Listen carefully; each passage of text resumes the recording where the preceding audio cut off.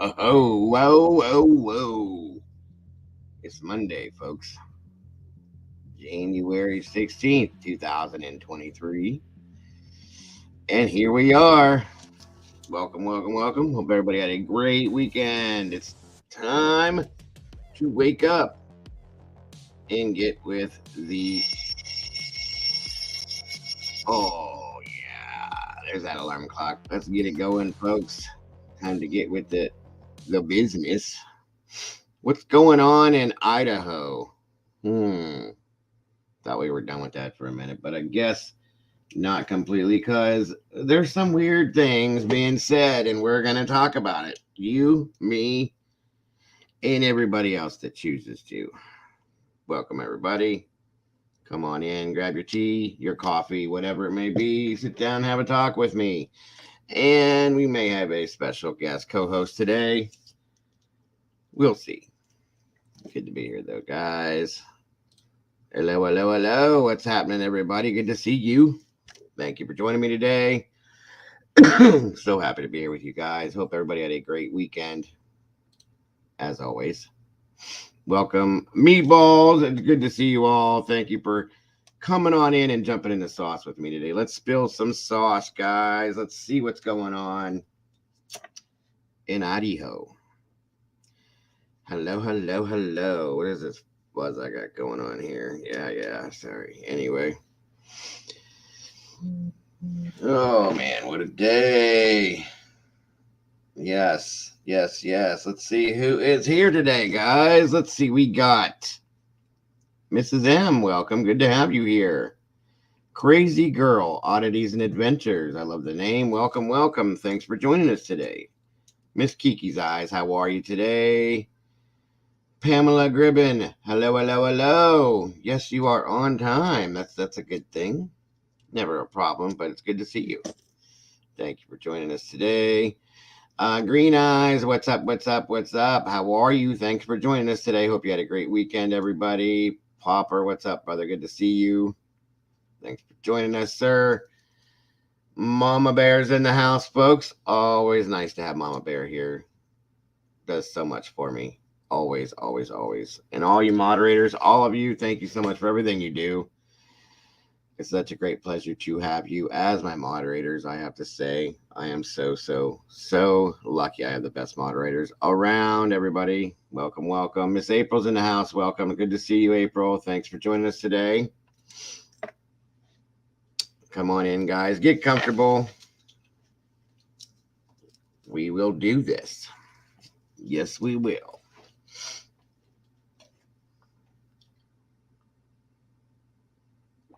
Hopefully I don't fall asleep while I'm talking to you guys today. I've been up since like 3:30. Had about 6 cups of coffee. I'm a little bit wired, but hey, it is what it is. It is what it is. Again, wake up, folks. It's time for the True Crime Cafe.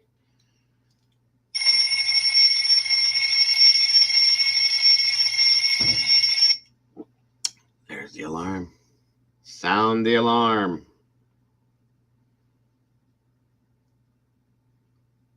Dobermom, there she is. What's good? Good to see you. Thanks for joining us today.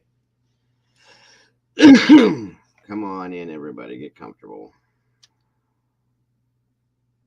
You guys awake? You sleeping? Wake that up. Let's see here.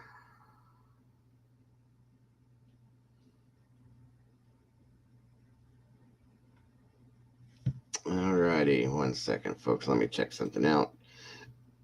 Good morning, sunshine. Good to see you. Thank you for joining us today.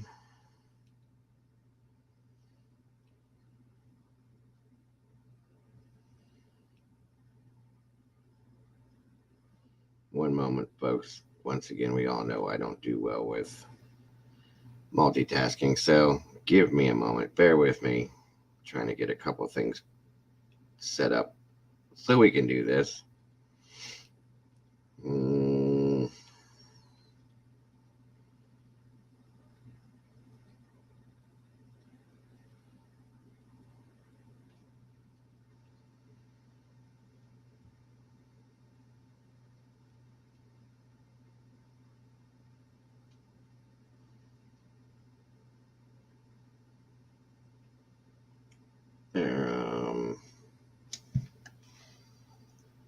I do that right?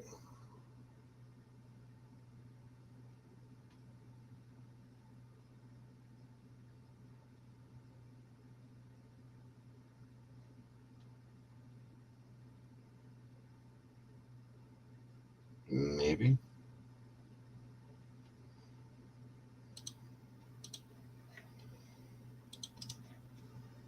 All right.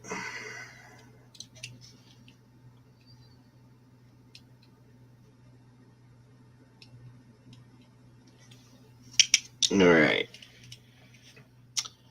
How are you, Mrs. M? Good to see you. What's up? Vicky's in the house. Good morning. Good morning. Good morning, Miss Vicky. Thank you for joining us today. Sea Breeze, so good to see you. How are you today? It's been a minute. Welcome, welcome. It's good to have you here. Good to see you. Thank you for joining us today.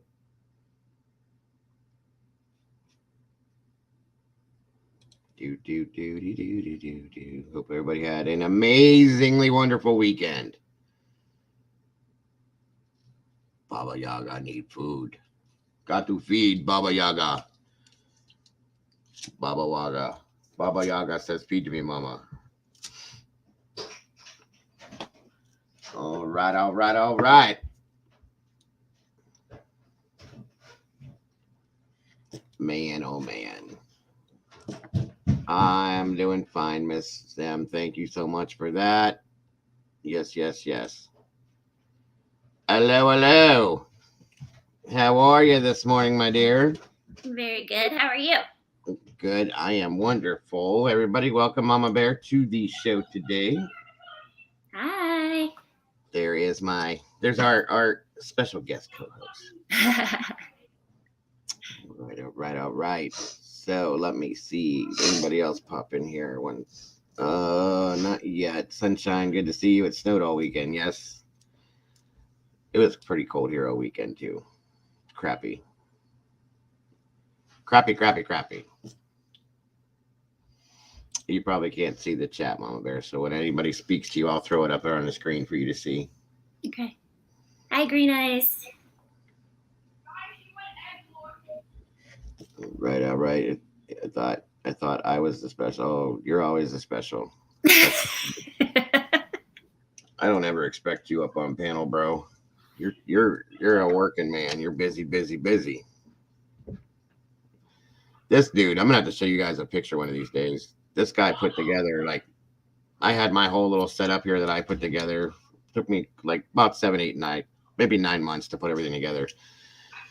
This guy goes one day and comes back, sends me a picture within 24 hours, and he's got like super office with the most massive looking, ridiculously modern computer setup I've ever seen in my life. I'm like, wow, I'm jealous. I mean, it's amazing too. I want to show a picture. Wait a minute, you're supposed to get 10 inches starting tomorrow. No, he died. Yeah. Yuck. Right now. Oh, snow. Snow everywhere. Yeah, we're supposed to pick up some too eventually. Oh, by the way, yeah, happy Martin Luther King Day to everyone. No school, no businesses today, so all the kiddies are home. There she is. Good golly, Miss Molly's in the house. Welcome, welcome, welcome. Thank you, Miss Molly, for that, my dear. Appreciate that. It's funny, Molly, because I was looking at that late last night, and I'm like, you know what? I wanted to talk about that too. That's what we're going to talk about, guys. Like I said, I know that I kind of laid back on the Idaho stuff, but there's so much crazy stuff involved with this thing. We need to talk about it. What's up, Tiffany? Thanks for joining us today. Come on in, everybody. Get comfortable. Send the snow to Virginia. You can have it all. I'm done with it. I'm beyond done with it. We really haven't had that much snow. I'm just done with the cold. Yeah. I'm ready. Yeah, I'm ready for spring. Me too. I don't really care about summer. I want spring. Yeah. You just ordered a bunch of gear. What kind of gear did you order, Dober Mom? Did you put your order in for the Dago plushie doll? Is that what it is? We're supposed to get. Yeah, I think we are too, Green Eyes. But yeah, you're close to me. I don't know, Mama Bear. Are we supposed to get snow next week? Not that I've heard, but I could be wrong. My mother, I do too, Tiffany. My mother-in-law is like the weather lady, so. Yeah, that would be my son. What's that? My weather person. Oh yeah. It's my son. Gotcha. Well, let's see. We got 22. I got the channel stream, cam, teleprompter. Oh, all right. So you are getting yourself together, huh? Getting ready to do your thing. One moment, everybody.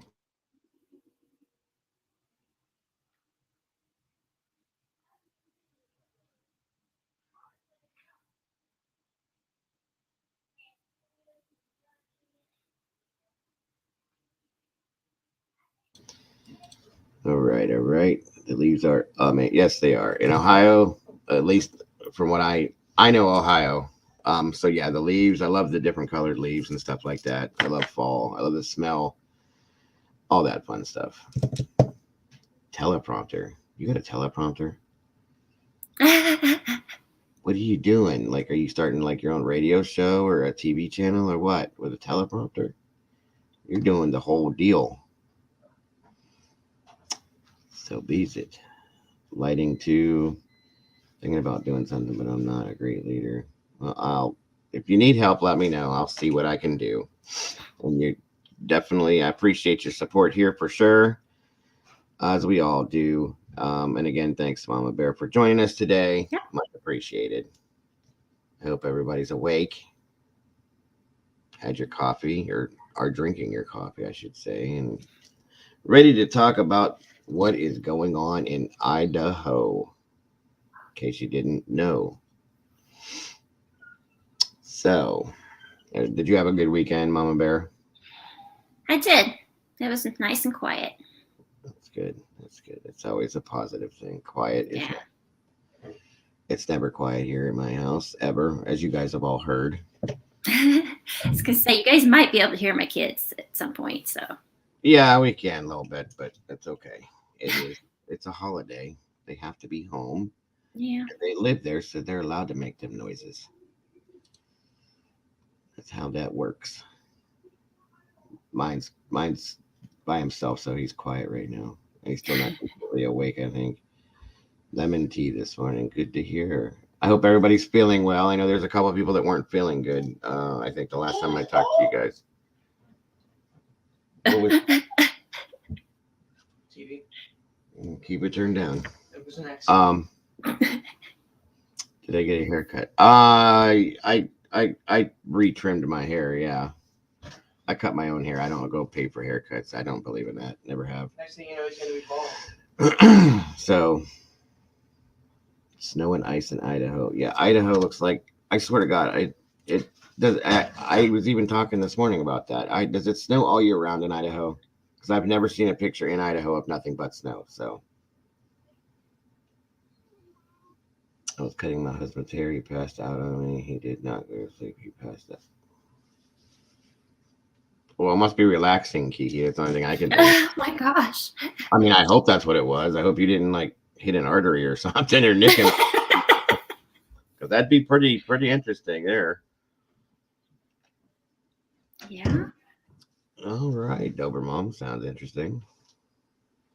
It has snowed in June before. I don't doubt it, Molly, because I've never seen any picture you've sent me. There's snow. Mm-mm. Always snow.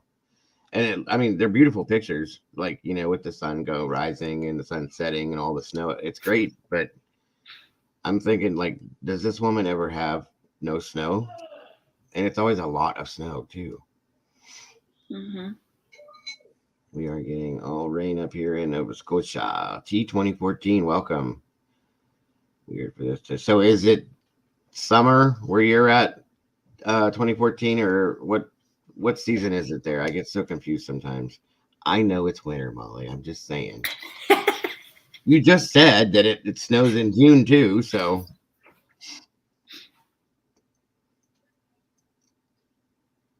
I'm trying to think of where the hell Nova Scotia is. Canada. Canada, yeah. So then it's probably wintertime, right? Russia. It should be, yeah, okay. All right, let me see something here, guys.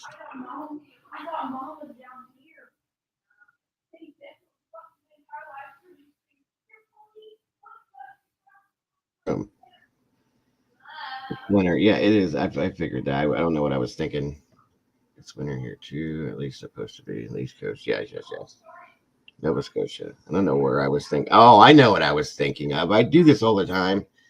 It's, it sounds ridiculous. Like I'm really not an idiot, you guys. I do know. Um, Kitty lives in I think it's New Zealand or the Netherlands. For whatever reason, when people say Nova Scotia and the Netherlands, I get confused like every time for some reason. Don't ask me why. She doesn't realize she's farting. She thinks someone does it to her and gets okay. That's new. So your dog thinks somebody's making her fart. Oh, you can't see. I keep forgetting you can't see the chat. Yeah, the Doberman. I can see it. Oh, can you see it? Okay. Yeah. I have some things to speak to you about. However, I don't really want everyone to know what's going on. I am a Christian woman and believe what I believe. But there are things going on. Oh, okay. Well, you have that. I'll put it up here. There is my phone number. You're more than welcome to text or call or send me an email if you'd like. In our home that I can't pray away. Oh, that kind of stuff. I gotcha. We can talk about it. Hello, Miss Amy. Welcome. Good to see you. Thanks for joining us today. What's up, Smoothie? Smoothie Booty. Thanks for joining us today. Newfoundland. Yeah, I get that one confused too. I don't know what my deal is with this stuff. The Netherlands, New Zealand, Newfoundland, and Nova Scotia. For some reason, I kind of like just blend them all together and they're all one place. Yeah, absolutely, Tiffany. If you're not comfortable bringing it up in here, then you can contact me that way or through the email. It's not about religion strikes. She's talking about paranormal stuff. I do believe is what she was meaning by that. That's what I was understanding too. Yeah, that's kind of what I took it as. So, all right, folks. Let's see. Give it a couple more minutes to see if we get anybody else. I do the same. Thanks, Strike. Yes, I got you. Thank you. No worries. That is what you were talking about, correct, Tiffany? Like a paranormal issue or paranormal things going on? I'm guessing. Welcome, Kat. Good to see you. I didn't see you. Sorry. Been moving my daughter. Where's big apartment she works in? I bet. That's a good thing, though. It's not our community I'm concerned about. It's the passersby that leave not so nice comments. Oh, really? Well, that's interesting. Well, I will definitely talk. What? Huh? Namambia? Wait a minute. I know I can say this.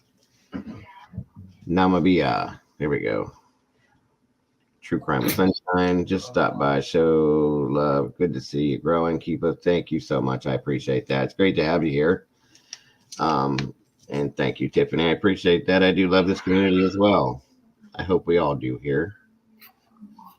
Oh, well, that's a horse of a different color. Let's get weird with supernatural. I do a little bit of both, Dober Mom. I haven't been able to bring any of that in because there's been so much of what we do now going on that I can't really do it. Yeah, I seen you this morning, Kat. I was going to say, I don't know why. Probably because you were all the way at the top of the list and I started calling people as they came in. So my apologies for not calling your name out when I first saw you. All right, Miss Molly. Thank you, my dear. It's still early over there for her, so I hope you're awake, Molly. Truthfully, I should have you up here because a lot of what we're talking about today, everybody, I have to give credit where credit's due. Mama Bear and Miss Molly have been busy bees, digging and working and digging and building and all that fun stuff. They have been busy guys. So yes, credit be where credit is due. So we're gonna get into some stuff today that Lisa's doing okay, Kat. Yes, she's been taking care of her daughter who broke her foot. She because of the hour difference, because Lisa's pretty much opposite. Like right now, I think it's like 3 o'clock in the morning over there. Okay, so she's at her daughter's because her daughter's husband works nights. Her daughter broke her foot, so she kind of has to help out there. So like because of our time difference, it's kind of hard. She'll be Yes, back. we do, Molly. Yeah, you guys do have some big shovels, I'll tell you that much. So Lisa she'll be popping up here more often whenever her daughter heals up. She's been working on her channel as well, you guys. For those of you that don't know it and have not been there to subscribe or see it, please do. One of us can throw her link up in the chat. For those of you that haven't seen it, she's trying to build her channel. She does a good job over there, guys. She's very good. Well, you've seen her here, so you see what she can do on her own too. I mean, it's worth checking out for sure. Yeah, she was live yesterday. Yes, had a real interesting story. Definitely was. She did a great job. I went back and watched it after, 'cause, as you know, I was at the store when she went live, so Yeah. I just missed it. But please show some love and leave your DNA. I like that. That's pretty good, Kiki. Yes, guys, leave some DNA. Show me some love. Let's do this. All right. Well, let me. Oh, by the way, if anybody happens to see ads pop up in here, please just say, "Hey, I saw an ad," just so I know. Thank you, Miss Molly. There's the link right there. Everybody, again, Crimes Under Investigation, Miss Lisa Bevan's channel. Go over, show her some love, subscribe, and check her out, please. There you go. Thank you. Or wait, drop link. I'll sub and share out on SSM. Are you talking about to Lisa's channel, True Crime? Well, there it is. If that's the case, welcome, True Crime with Shannon. Good to see you. Seems to be a popular. Another Shannon. Mm-hmm. There's like 1, 2. I think I have 4 Shannons in here. Seriously, I do. I mean, of course, you know of one for sure. Yeah. And then I have that one, and then I have one other one, and then there's another. I'm not throwing anybody's information out. That's why I'm not saying who it is. But right. Yeah, there's 4 Shannons in here. Wow. Well, Green Eyes just said it. She's a Shannon too. I wasn't going to say that, but it's a popular name. It's okay with me. Yeah, it is. All right. Let me pull up my email real quick, everybody.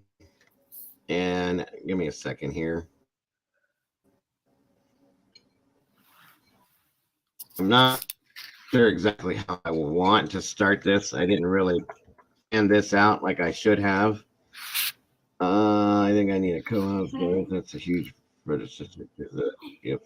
Well, I'd be more than happy to help you out whenever you need help, Dover Mom. So you ever need a little bit somebody to come over and rouse for you, I could do it. I'm good at that.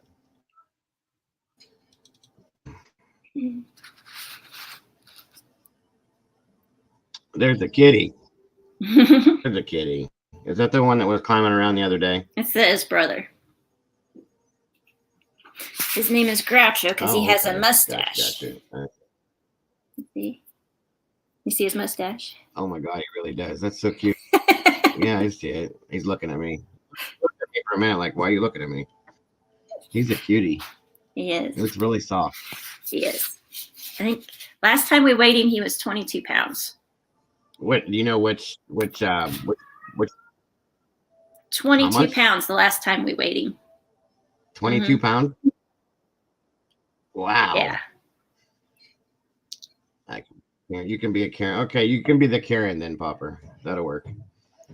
What breed is he? Do you know? I have no idea. Breed cat? No. No idea. He's a cutie. All right, so let me see here. I guess I'm gonna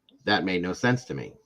So, and again, with the okay, the way that this whole thing went down, there's a lot involved in this, you guys, a whole lot. And I understand that people are people, and maybe he's Superman, whatever you want to call it.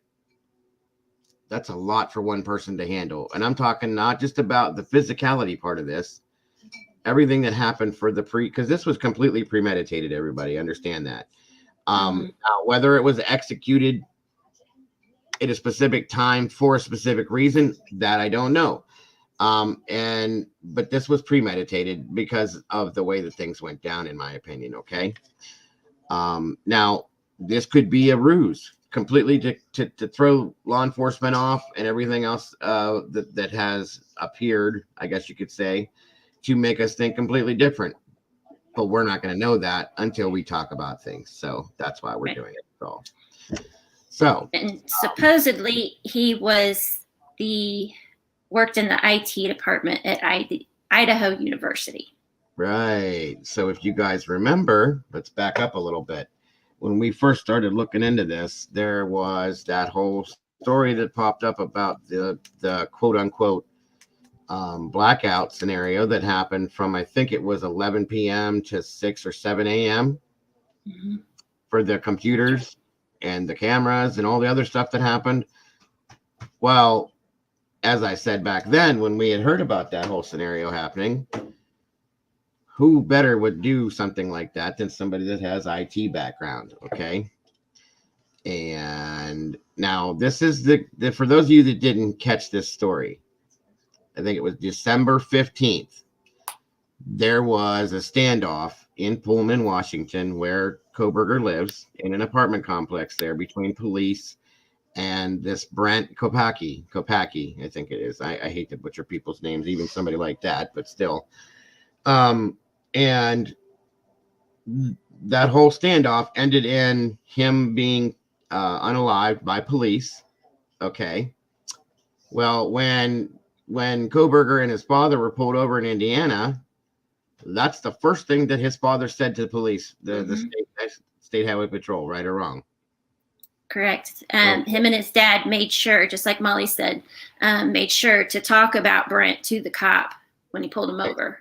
Exactly. And why? They got pulled over for following too closely, not for coming from Pullman, Washington, or from Idaho, or for speeding, or for having a white car, or for looking goofy in the car. They got pulled over because they were following too closely. So why bring that up? Okay. There's my point. And then again, a couple days later, the doors get kicked in Pennsylvania. He gets arrested, and it says, has anyone else been arrested yet? Word for word. It's all weird, guys. So again, Mama Bear and Miss Molly found the missing time, or I guess I don't want to call it missing time. I want to say the misinformation on the timeline per se. We'll just put it that way, in my opinion. There you go. Okay, so back to you, Mama Bear. I'm sorry to interrupt. I just wanted to make sure. No, you're fine. Okay, I just wanted to make sure everybody understood what we were talking about here, so nobody got lost. Let's see. Go ahead. Do you need me to change anything on here, or are you good? Or no, I'm just looking at my notes, trying to make sure. Let's see. Take your time. Take your time. That's okay. What else?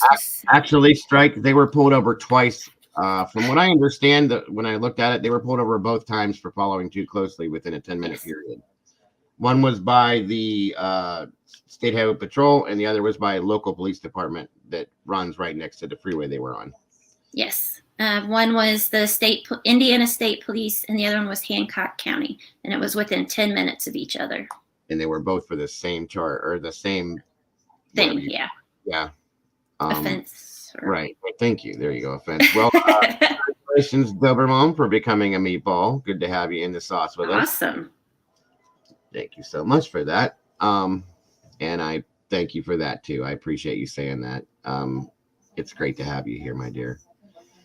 But yeah, anyway, go ahead, Mama Bear. I didn't mean to interrupt you. No. Let's see. what else was we taking on here?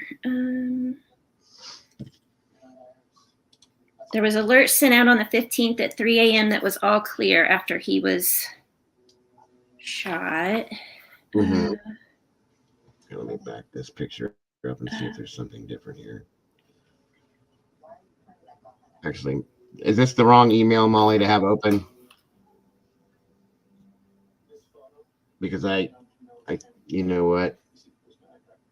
There is a report that systems were down. 2 officers didn't know they both had pulled him over. Right. Mm-hmm. Here, let me back the email up and see if there was a different one that I should have had up instead. Okay. To start with, hold on. I don't want to just put you out there without having the right info up. I didn't get to look at. That he's not a real good-looking guy, that's for sure. Strike, I agree with you on that one. But the things he does makes him even uglier, in my opinion. Okay. Yeah, let's do it this way. That way you guys understand who this guy is. I'm sorry, Mama Bear. I probably shouldn't have done it like that.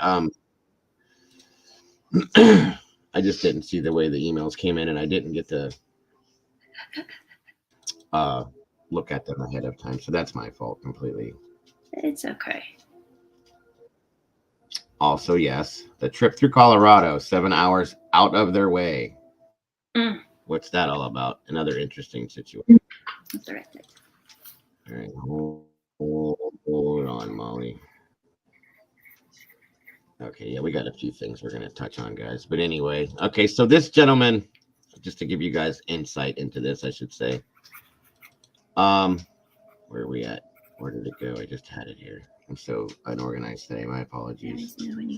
Thank you for that, Mama Bear. Dober Mom, it should pop up here in a minute. Sorry, I got everybody's name mixed up again. Yeah, he didn't take any toll roads, so that was part of why he went through Colorado, because they have the cameras and everything on toll roads. So he's going to avoid all of that to get to Pennsylvania.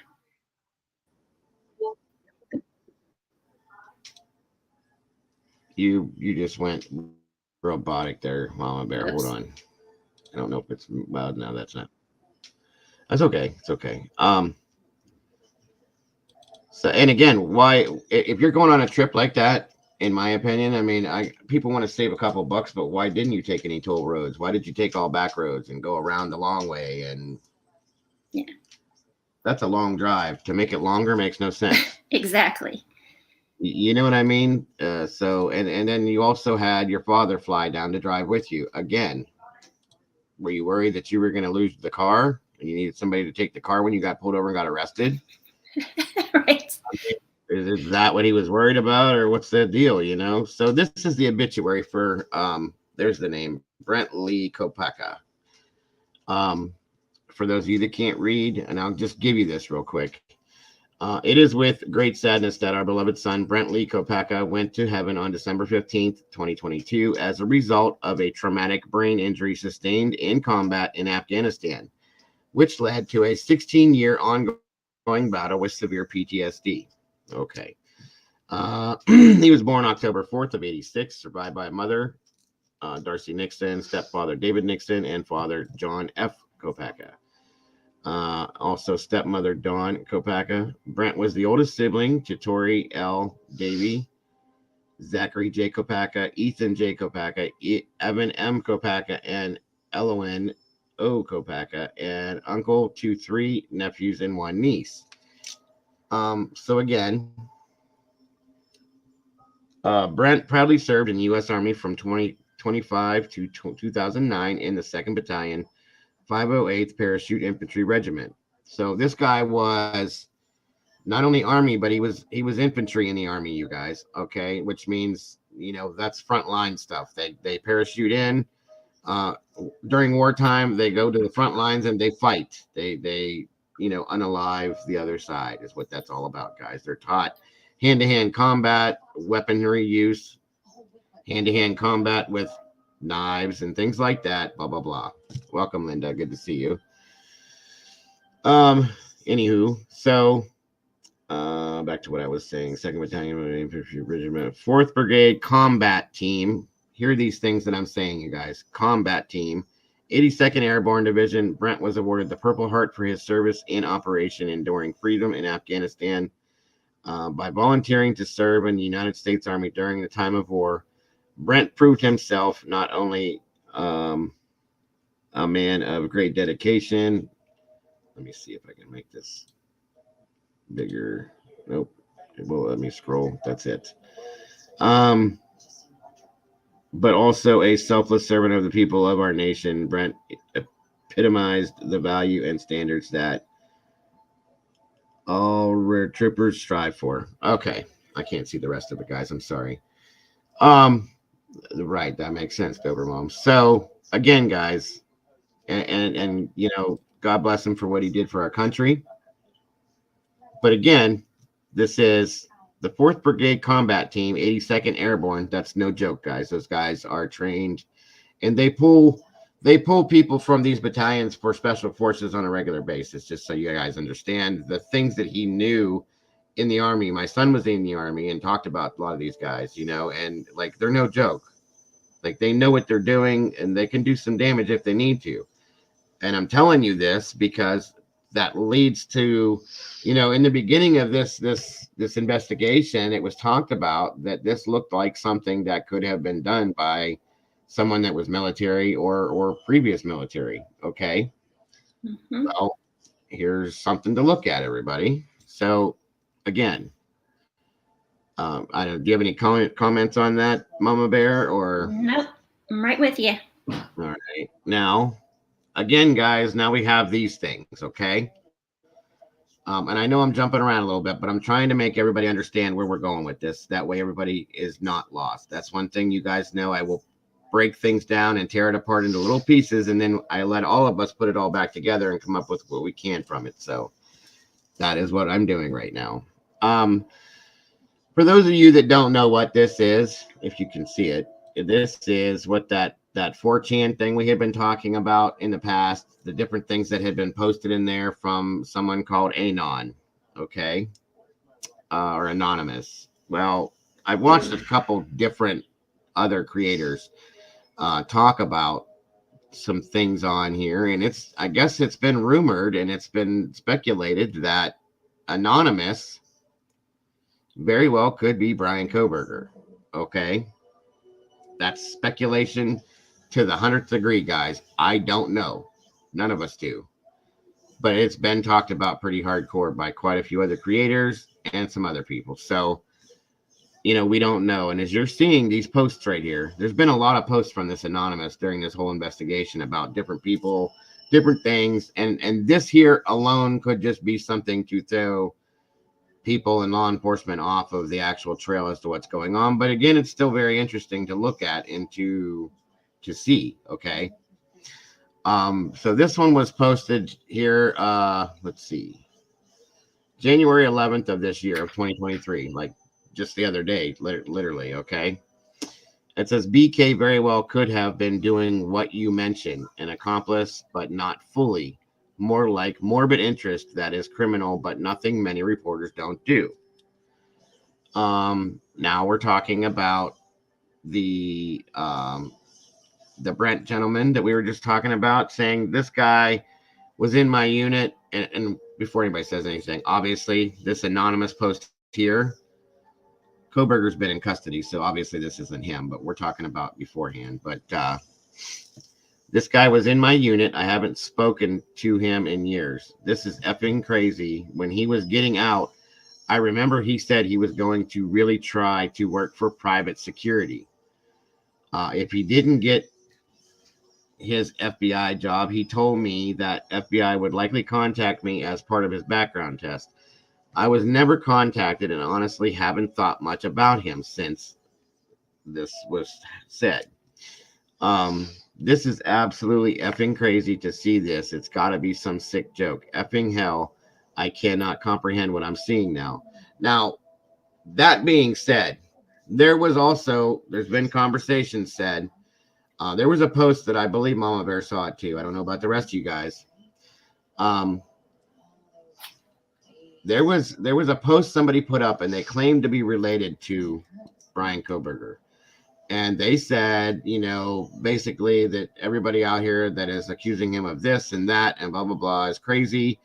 We're disgusting. Everybody else is disgusting, blah, blah, blah. And that Brian was, quote unquote, based on the post that was put out. And I can't remember exactly which social media site it was put on. I think it was Instagram, saying that Brian Koberger was framed by a security guard, that they were sitting in the parking lot doing drugs together, and Brian was trying to teach him a lesson and left him there and did not know he was going to do this, and that now this guy is trying to frame Brian, okay? So on and so forth. So this is going back and forth, as you guys can see, different ways. But still, these things, they all very well could make sense if you look at them the right way. And it makes things make sense in some ways that we don't understand right now with this whole situation, everybody. And that's what I said, Kiki. I appreciate what he did for our country, but I have to leave it at that because I don't know what the rest of the scenario is. We have to go from there. So, but again, back to this. Another anonymous post, January 11th of 23, Wednesday. All it says is shit, okay? I still have his number on my phone too. What the hell happened and how, blah, blah, blah. So there's a few of these things now. This is from Lamright. I don't know who this is. But again, this one was posted on January 14th of 2023. This is a screenshot of something. It says, SWAT. 1 second, folks. Sorry.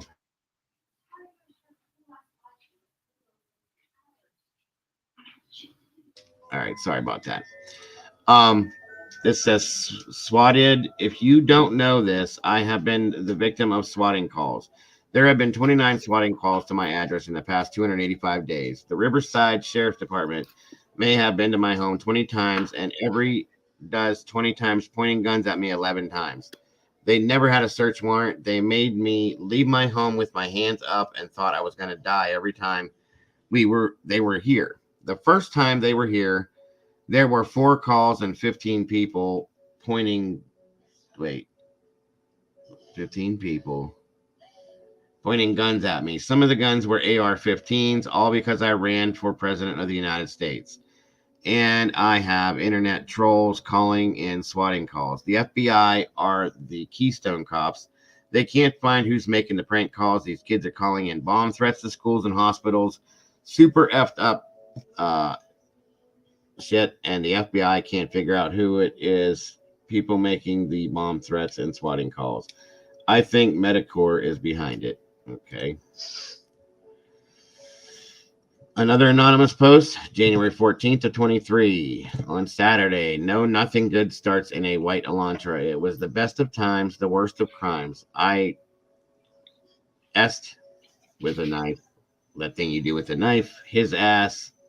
Just one more time, but I didn't leave it, and she didn't see it. The blade was black, the car was white, in shades of gray in camera light. Okay, so this is a poem, basically. I wanted to bleed them. I need the feeling. Sheath marks the spot. It fell in the dark. I researched them well. I was lying to myself. I knew it was time for knife action. They were cursed. She never heard them scream in the dark. Oh, I was driving the getaway car.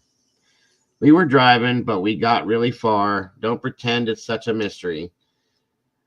Think about the place where they first stopped me, riding in a white Elantra. There was silence in the beat of your heart. Should have known I'd be the first to leave. Think about the place where you first met me, in a white Elantra. Oh. This is ridiculous. No, we didn't get far. No, nothing good starts in a white Elantra. It was the Great Escape, now prison R. No light of freedom on my face. But you weren't bleeding, and I was just fleeing while I was running after bliss. I was screaming, ho, ho, ho. Wow. But the 4 of you, honey, I made a sideshow and made a circus of the crime scene, and now you're all dead. Sheath marks the spot. I fell in the dark. It fell in the dark. I'm sorry. I researched them well. I was lying to myself. I knew it was time for knife action. They were cursed. It hit me with emotion, stabbed through the heart. I was driving the white Elantra. We were driving, but we got really far. Don't pretend it's such a mystery. Think about the police where they first stopped me, riding in a getaway car. There was silence and no beat in your heart. Should have known I'd be the first to leave. Think about the police where they first stopped in a white Elantra. Oh, oh, oh. No, they didn't get far. Oh, oh, ah. No, nothing good starts in a white Elantra. We were jet set, daddy and son, until he switched to the other side, No, it's surprised I turned you in because us traders always win. Okay. Wow. Yeah. So, oh my God. I'm not going to. Okay. So these are like, welcome, Heather. Molly, explain, if you could explain real quick what this is. I mean, I know this came from 4chan, everybody, okay? This is, again, MC Anon, anonymous is what that means. Nobody, no crime, Taylor shivved, okay? He didn't, she did it. Dylan's friend of Brian. They met up for Tinder date and planned the perfect crime. Dylan's been losing sleep post-transition acting different, and now she sits to okay, so they're trying to say, see, I don't like this. That's a Taylor Swift song. Okay. There's two of these. So I don't want to like put this out, you know, and degrade Dylan. So I don't know if you guys can see this any better. They can watch the replay and pause it if they want to read Yeah, it. that would be the best bet. As far as this stuff here goes, guys, go ahead and watch the replay and you can go through it slowly and read it. These are messed up. I'll just put it that way, okay? Yeah. And that's the problem with this. And I don't want to do that. There is a Taylor Swift song called Getaway Car. I've heard about that. I can't play it on here, Dobermom, because then I'll get flagged because I just can't. Now Fridays I do that and then I just dump the stream, but this one I have to keep it clean, so I can't do that. But yeah. These are knife fight, hoochie coo, rock and roll. Okay, so these are basically songs that were written based on what has gone on. Okay. Yeah, Molly said some are saying the one that posted these was with whoever did what they did. Okay, right. And that's what the rumor is that's going around with these. And again, this is all pure speculation, everybody. I just, you know, when I saw some of this, I thought, okay, we need to like put this out so everybody can see this. But I don't like to verbally say some of these things because it's very degrading to certain people and it's re-victimizing some people too. And I don't like doing that. But I do want you guys to see it. So like she said, go back, rewatch, and slow it down, and you can read it. You know what I mean? So it'll be a lot easier. Yeah, and I just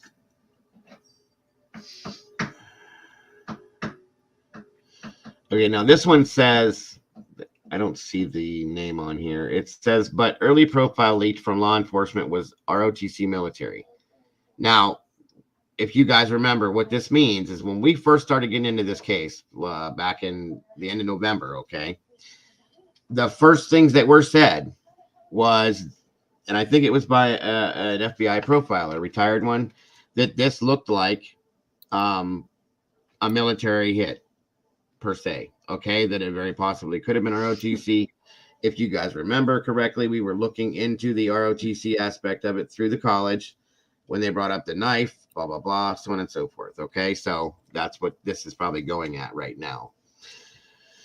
Early profile leak from law enforcement was ROTC / military. They had a K-bar knife sheath left on the bedspread. Wow, bedspread.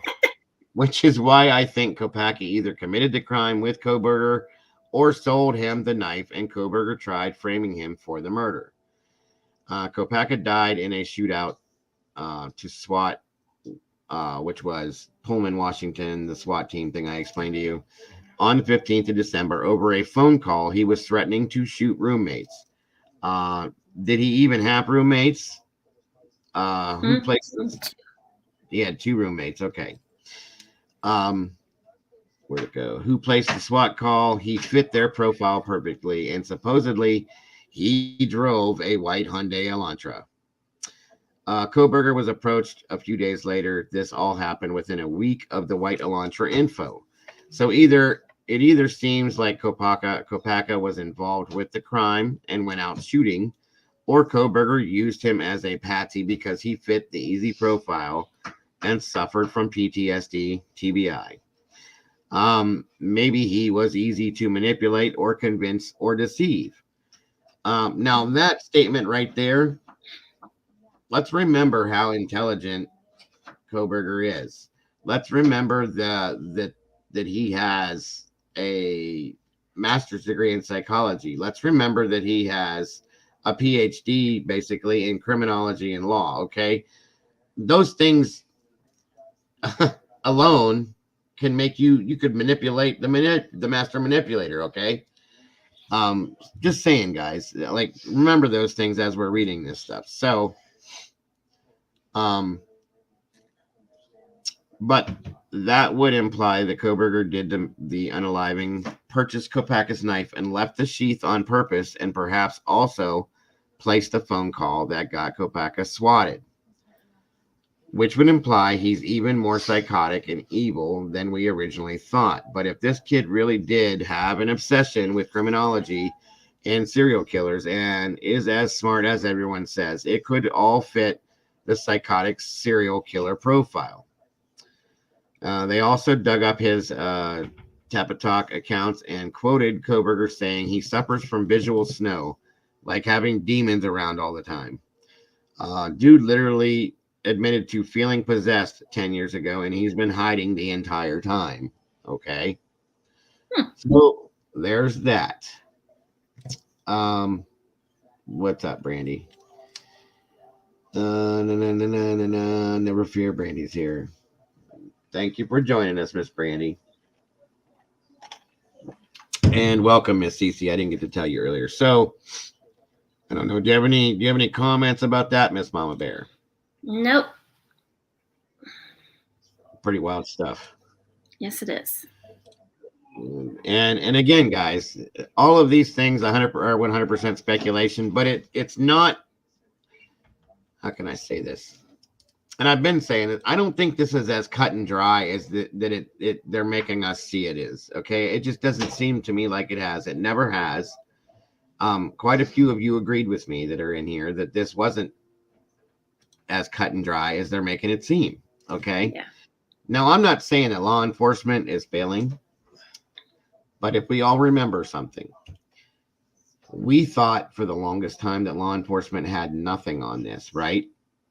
We all know that wasn't true, that they held what they had very close to their chest for a reason, so that there were no mistakes.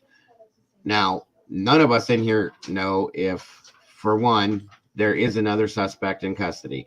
For two, if there is another suspect that they even have in, Chief Fry said that they believe that this is their man, but they also never said that there was nobody else. Word for word, from what I understand, okay? So we don't know what's going on. We don't know, now that begs the question. There has been some stuff talked about quite like everywhere, basically, where Kohberger's attorney requested discovery on a mystery co-defendant. Okay. Mm-hmm. Now we have flipped that upside down. I have, Mama Bear has, Molly has, a few other people have, I know too. Right. That's what I'm talking about, Dober Mom. The affidavit mentions co-defendant as well. Mm-hmm. Who's the co-defendant, guys? Because we haven't seen that put out. Right. That's why we've all been looking at this. Like, why is he even talk about a co-defendant? And I don't care what anybody says. If it's the defense attorney is using this to create reasonable doubt, whatever they're going to do, that's fine. Why are there so many arrows pointing to a co-defendant then. And I think that's how this all got started, was you was asking about a codependent and what we knew about it. And so I started looking into it and found stuff. And then I got a hold of Molly and we just went to town with it. I mean, it was brought up once, twice, 3 times, a lady, and it's like, who is the co-defendant? But nobody has been seen. Nobody's been talked about. There's no names been put out. There's no nothing. And a couple people have said that, well, they're just defense is trying to create reasonable doubt, blah, blah, blah, blah, blah, blah. The first thing that this guy said when he was arrested is again, has anybody else been arrested yet? There's no reason for him to say something like that when you got a SWAT team kicking your front door in, unless you really think, or there really is, in at least in his mind, somebody else involved in this, guys. Right. I mean, I can't see any other reason for that. I've seen a lot of finger pointing at the security guard. Right. There's a lot of that. They're talking about the security guard. Who? We don't know. That's probably because if it's this guy that was a security guard. But he may not have if he had left before the shootout. Right. Or as the shootout was going on, he may not have known that he had been taken out by SWAT. Exactly. I have seen a lot. Wait, what did Red say? Went straight Forrest Gump with that law. Yeah, right. Miss Amy says the DNA the cops have of Koberger from the crime scene is just that one fingerprint from the knife sleeve. Yeah, right. That's my point, Amy. One fingerprint on the sheath on the snap. That's very easily. That's it though, right? There is nothing else. Yeah, as far as we know. Right. So with Amy saying that, it's like, okay, how easy is it to get somebody's thumbprint on a snap on a knife sheath? If these two would sit together and get high, it could have been sitting in the console in the car that they were sitting in, and they could have touched it then. You know what I mean? Mm-hmm. I'm not, and again, guys, remember, this is 150% speculation. Yeah. We don't know, but these things make sense if you ask me personally, Heather says, I've read that is generic lingo that was left in to cover anything and everything if it doesn't currently apply. Right. Does anyone think this could be a way to pin it on this Brent guy with him being gone? He wasn't right. Well, that's very possible, Molly, because he's not here to defend himself. Right. 100% with that. Yeah. And then Amy says again, the fingerprint from the knife sheath does not put him on the crime scene. It just means he came in. Right. That's the point that I was trying to make with that. Thank you, Amy. He could have touched that at anywhere. He could have sold that to him. And you guys understand that that's what defense is going to do, right? This is exactly probably what defense is going to do.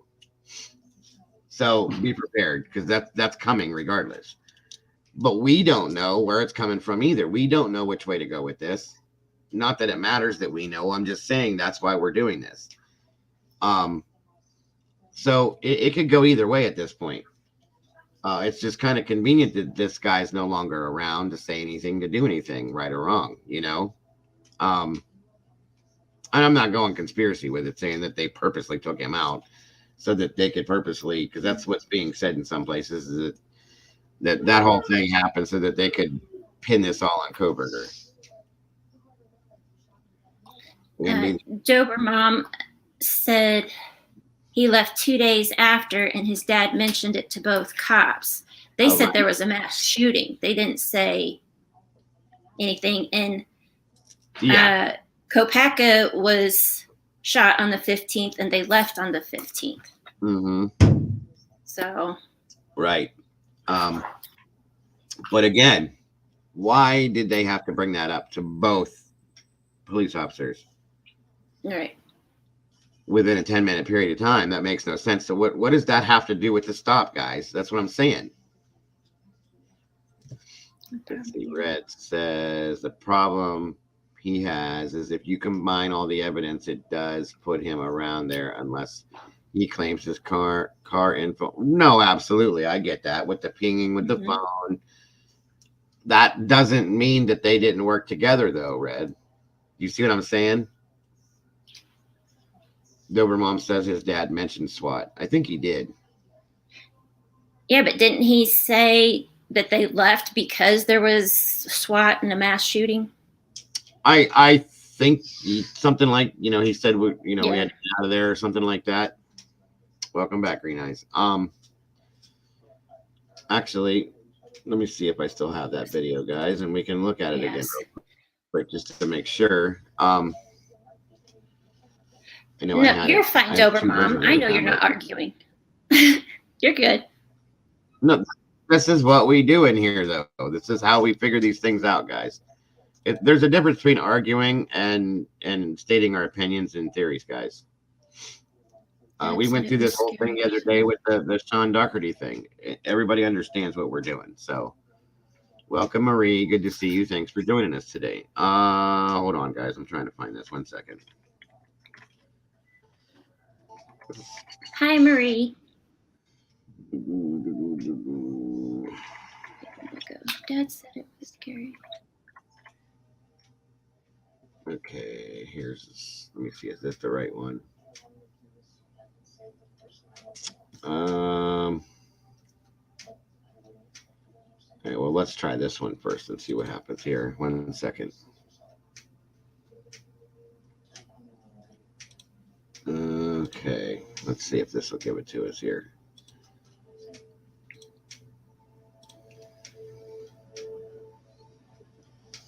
And again, ladies, thank you for this info and the ability to set this up to do this kind of stuff. That we're even talking about this. So let's see what we got here.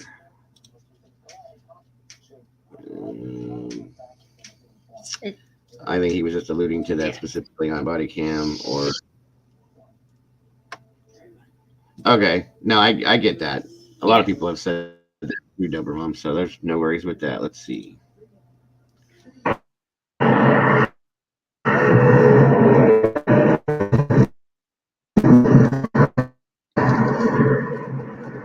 Hello. How you doing? How y'all doing today? Take a look at your driver's license real quick if I could. He's right up on that van.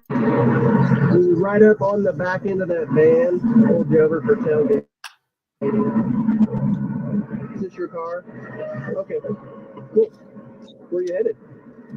Okay, this is the Hancock County one, correct? I think this is the first one because the second one wasn't like, this is Hancock County. Yeah, because it's at 10 something, it looks like. 10:40. Yeah, it's at, right. Okay. That'd be the... Double checking. I did, Marie. I did. I agree with that too, Kiki. That's my opinion, though. Hold on. Sorry about that. Well, we're coming from WSU. And what's WSU?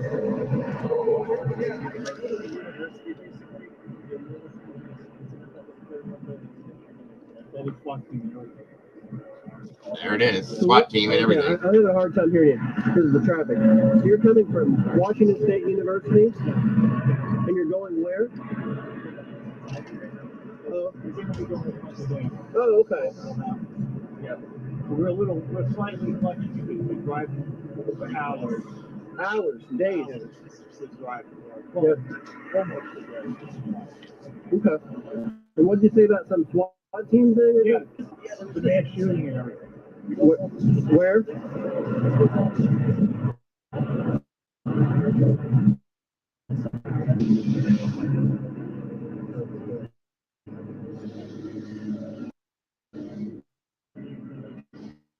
Interesting. Mm-hmm. So y'all work at the university there? I actually do work there. Okay.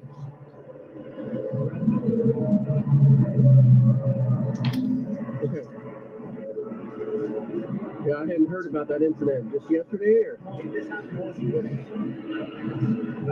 an hour and a half ago. We're still wrapping it up for investigating. I was not sure there's two shootings, but they did shoot somebody. That's it. And then interesting. Wait a minute. Wait a minute. Wait a minute. Wait a minute. Hold on. Okay. Did I hear that wrong? I said, back it up. What?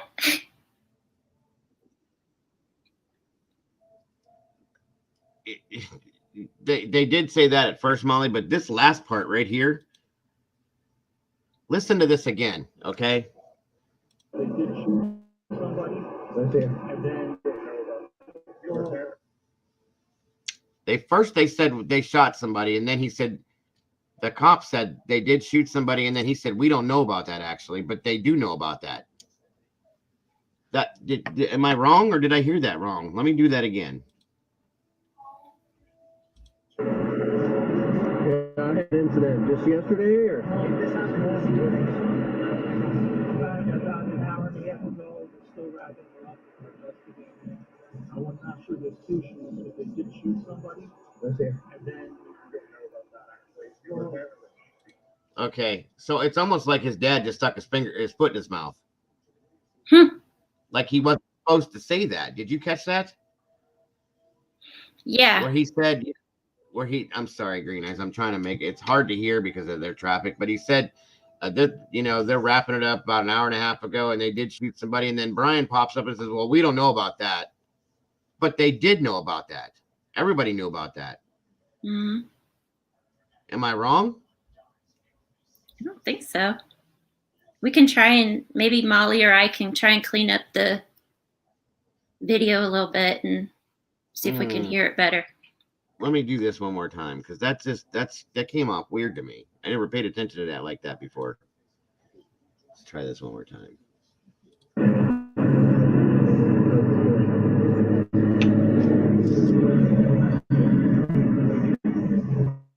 interesting. Mm-hmm. So y'all work at the university there? I actually do work there. Oh. Okay.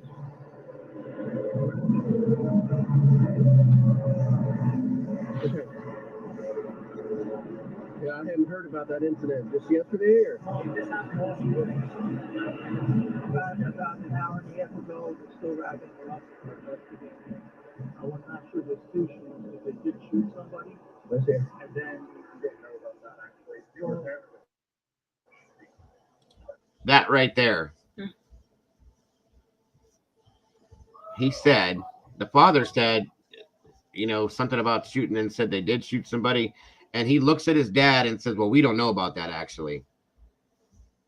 And he said about an hour and a half ago, and this is at 10:44 a.m., obviously, on the 15th. And then they're bolting to go to PA all of a sudden during this, right when this happened. That's kind of odd, too, in my opinion. Yeah, and Molly said it was how many hours from Pullman to Indiana? What did she say last night? I forget. And he did say they've been driving for hours. Okay, but this just happened an hour and a half ago? Yeah, that doesn't add up. Red says the police responded to a call for a weapons offense at about 8:40 p.m. 30-ish, Molly says. That's what I was thinking. This is off completely then. Yeah. And the 8:40 that Red mentioned sounds right because it was like a 7-hour standoff or something. Right. That was the initial call. Right. Okay. Because the initial call was about the weapons offense and then the threat to shoot to do what he was going to do to the roommates, right? Mm-hmm. Okay, so this interaction here is way off, then, isn't it? Especially with Yeah, because right. so I think 30 hours, and it's 10 a.m. on the 15th. So they would have left. Red says it cleared out about 4:30 a.m. That seems right from what I read. So he just says that about an hour and a half ago at 10:44 a.m. That's wrong. Yeah. And then says that they've been driving for hours, probably over exaggerated saying days, but whatever. And then the whole thing that really is getting me right now is him saying that about somebody getting shot, and then the kid looking at him saying, well, we don't know that yet. That's what has me. The shooting started at 3:58 a.m. and cleared at 4:30. Okay. I mean, the shooting, yes, the shooting. Absolutely, Kiki. I mean, am I wrong, guys, or is this off? No, I think it's off. So 30 hours, so 10 a.m. So 24 would have been 10 a.m. on the 14th. Mm-hmm. And then another 6 hours. That's 30. Yeah. So they left way before the shooting. Right. Well, way before. That's exactly my point. And now they're saying an hour and a half ago. Yeah. Like what this is way off. I'm sorry. Yeah. And then this is just this part of this, by the way, you guys, not the other side of things that we were looking at. So that's just, right. According to the WSU alerts. Right. Okay. Yep. Because I pulled those up too. And it almost sounds like BK got the hell shot out of Dodge after the shooting. He was gone before. Right. And now, if we were to take the speculation where somebody said that he called the spot in and that then left, like he knew it was going to happen almost, it's kind of weird, but I see what you're saying, Dover Mom. Mm-hmm. I never looked at this. I just let things be what they were and just moved on with, what was going on, because I said we've spent a lot of time on this. This is whacked out, though. I'm sorry. Like, something is way off with this. And there was another channel I watched last night that someone that was close to the victims said that one of the surviving ones saw 3 guys standing outside. So there might actually be 3, but we'll get into that later. Remember, guys, way back when I said there's a lot of players in this game? Autism helps me. We all have that problem. It's all right, Red's right, though. It is a very good diversion to skip out, to be honest with you. Yeah. It really didn't turn out how it's supposed to, but yeah, this is, here's the thing. Who would know better than what could cause a diversion per se like this than somebody that has a master's degree or a PhD in criminology? Mm-hmm. Interesting. Moving along. Interesting. Okay. Well, do me a favor, don't follow too close, okay? All right. Thank you. Appreciate you. So this is the first stop. And then 10 minutes later, another stop, and they have the same story. Right or wrong? That's what's been being said, though. What's up on them? Good to see you. Yes, we are definitely in the sauce now. And boy, is it thick today. Well, so there's that. This could be his plan all along, in your opinion. Again, we never know, Marie. We never know. So let me back up with this here real quick. So again, that was the Hancock County stop in Indiana, which is, well, we looked at the, hold on a minute. The 1 second, folks. The oh my god, I just lost my train of thought. I hate when that happens. 1 second. Let me do this first, and then I'll get back to what I was trying to think.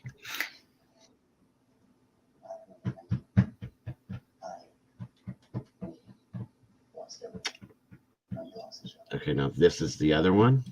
Yeah, I think this is the state police. 1 second, guys. Yeah, I don't even think that one shows their faces. They keep their camera down, it seems like. Yeah, right. When he first walks up, you see him, and then when he leans down, his body cam goes down below the door. What's up, PPR? Thanks for joining us. All right, let's check this one out here. And again, guys, this was literally 10 minutes within each other. So he was like riding people's asses in a hurry to get the hell through Indiana for whatever reason. Like he was running to get away, to go as fast as he could to get wherever he was going. But at the same time, they took the longest route you could possibly take from Washington to PA. So once again, makes no sense to me, any of this, but it is what it is. Okay. I stopped you when you were driving by me there. You're looking supposed to back that semi in the back of this trailer. You guys stop by a trooper? We don't have any SUVs. It was a county guy. Was it like a black SUV? Okay. All right.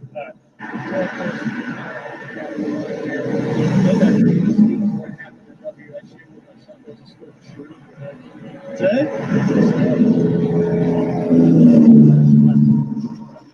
I'm not going to give you guys a picture recording if you just got stopped. Just make sure you give me some money.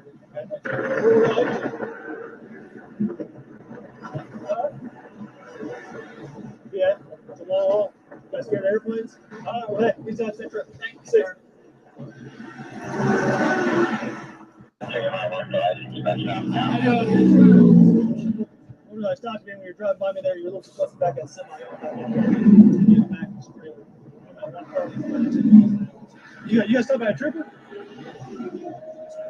We don't have any SUVs. It was a county guy. Was it like a black SUV? Okay. All right.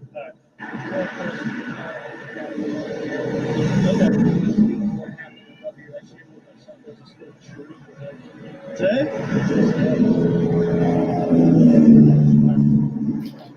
I'm not going to give you guys a ticket. All right, so he didn't elaborate on that one, but twice in 10 minutes we have to tell this story to two cops. For what reason? I mean, I whatever. Okay. That would, yeah, Molly, you're right. Like that's like the first thing he said to him on this one. I don't know. Let's see here. Dover Mom says, whoa. The students accosted the field, commented, asked about the make of the squad car. So did Ted Bundy. Okay. Interesting. By the way, welcome on the mic. Good to have you here, bro. Okay, so. Oh, thank you, Miss Heather. I appreciate that, guys. Deflection. Yes. Deflection. No, it's sad to hear, Marie. It's not a good place to be, guys. Thank you, Heather, again. Again, guys, for those of you that choose to and have donated to the Venmo, PayPal, Cash App, thank you so much, guys. I do appreciate that. Anybody that would like to support me in the channel, there's the links right there if you'd like to. Thank you so much. I very, very, very much appreciate that. I wonder if that's the real reason they've always been blurred. That's very possible. I'm not sure. But anyway, so one thing I did find interesting about the location at Hancock, the first stop, there's a rest area right there. He could have thrown the weapon. He could have cleaned out his car, anything right there, and then taken off like a bat out of hell from the rest area and then got pulled over. That I was agree. something I thought about. That's very, very true. Very true. Peep my previous comment, bud. Just thinking of all possibilities. Hold on. Let me go back up here. All right. Don't want to take away from my belief he did this, but at the same rate, he is in school with lots of others, fully capable of devising. Absolutely. No, absolutely. I 100% agree with you. Like I said, the statement that had been posted was supposedly somebody that was related to Koberger said, you know, all you people are blah, blah, blah, blah, blah. I'm not going to get into all the insults or whatever it is said, but said, what you fail to recognize or realize is that he was framed by the security guard. They were sitting in the parking lot doing drugs together. And Brian decided to teach him a lesson for whatever reason and left him there because he got out of the car or something like that and left him there. But he didn't know he was going to do this.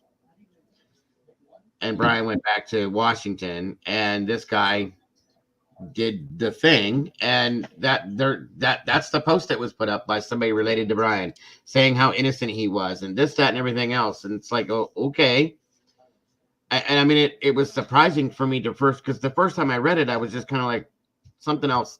You know how we do this, and you get that little extra piece of info that makes a switch flip in your head, and you're like, whoa, wait a minute. And then now we have this guy who works for the school, supposedly, whether it be IT or where not. Well, here's the thing. If you work for the college, what are the odds that you could get a hold of some security gear from the college campus? And even if you're not a security guard, why couldn't you look like one? If you know what I mean? And nobody knows for a fact if he actually worked for the IT department, or if he was a security guard, or if he was a janitor, if he drove a damn golf cart around. Nobody knows, because he's no longer with us, guys. And that's the hard part to be able to figure this out with. But I'm just saying, this is interesting. And I just didn't even pay attention to all of that before when we watched those cam videos. Now there's this, okay? Now going back to a minute here.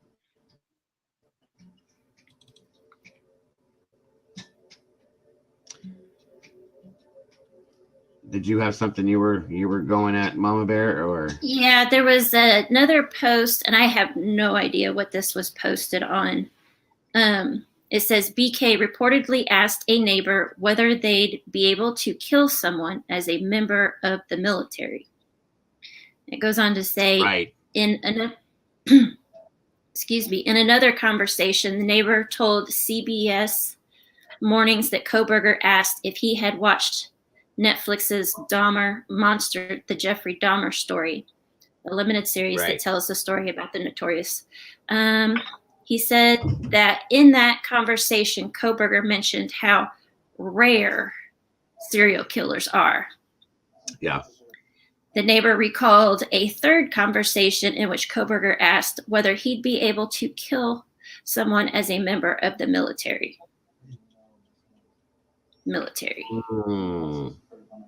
That's quite interesting, in my opinion. Yeah. Like I said, there's a lot of little pieces to this puzzle, everybody. And like I said, these little pieces keep popping up here and there. In turn, we're trying to put this gigantic puzzle together with all these tiny little pieces, and here we are. So, one take for me about the traffic stop is either he was deliberately avoiding cleaning his car or had no worries of doing so. I mean, you could look at it both ways, truthfully, in my opinion. Yeah, definitely. Now I have more of these quotes from 4chan, everybody. Here's one that I had heard this before, but I just kind of played it off as to whatever. But this was January 14th of the 23rd. Again, anonymous. Xana ordered the DoorDash. It had her name on it. I bet they got tired of waiting for them to go to sleep And then they got all stabby. Brent on third floor, Brian on second. Or I would even guess Brent did all of the unaliving and Brian went to observe. Hmm. And then we have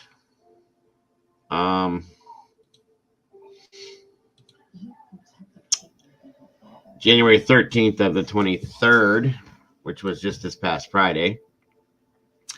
They will protect Kopaka to no end, and they will unalive me or discharge me for uttering these words.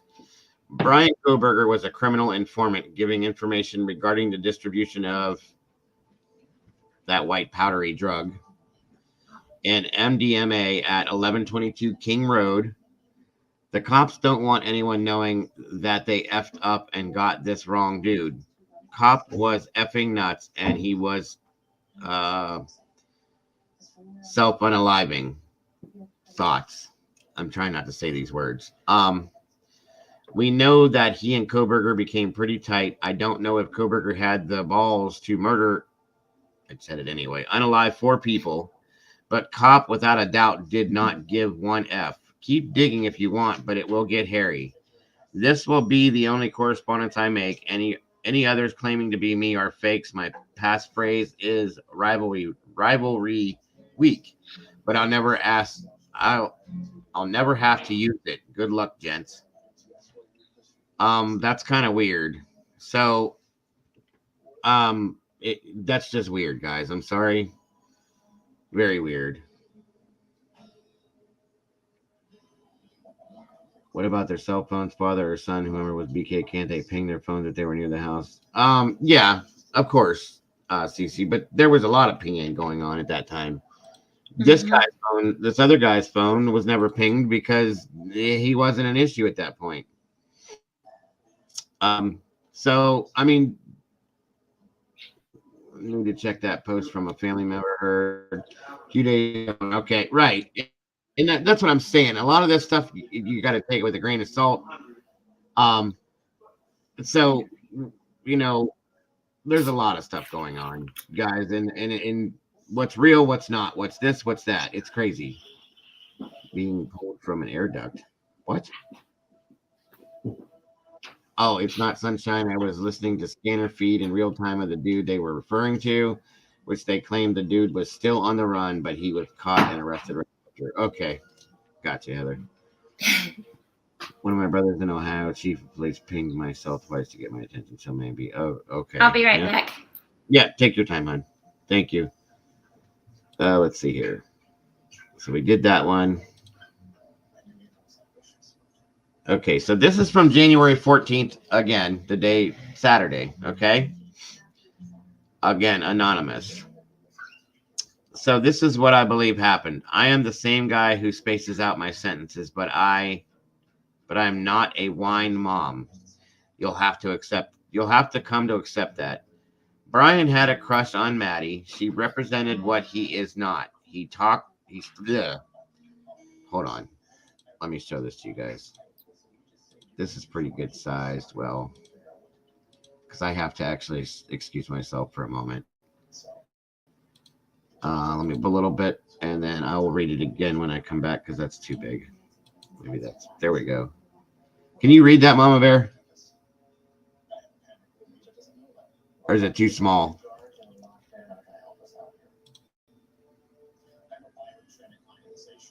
How about that? All right. Excuse me, folks. I'll be right back. Sorry.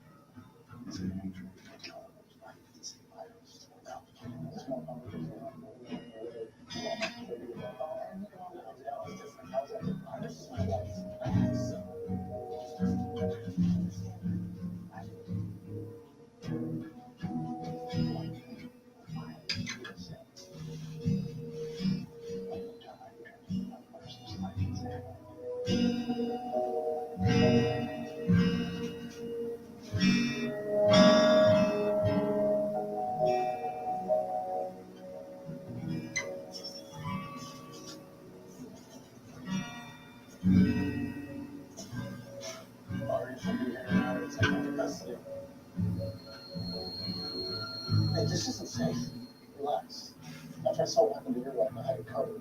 Nuts. I thought Palmer Tech can call it for rabbits. Let's just say that Palmer Tech doesn't know more than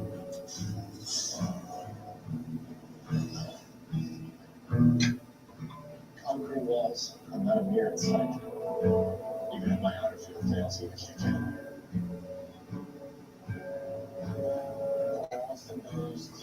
Goodness. Sorry, guys. Sorry. All right. Try this again.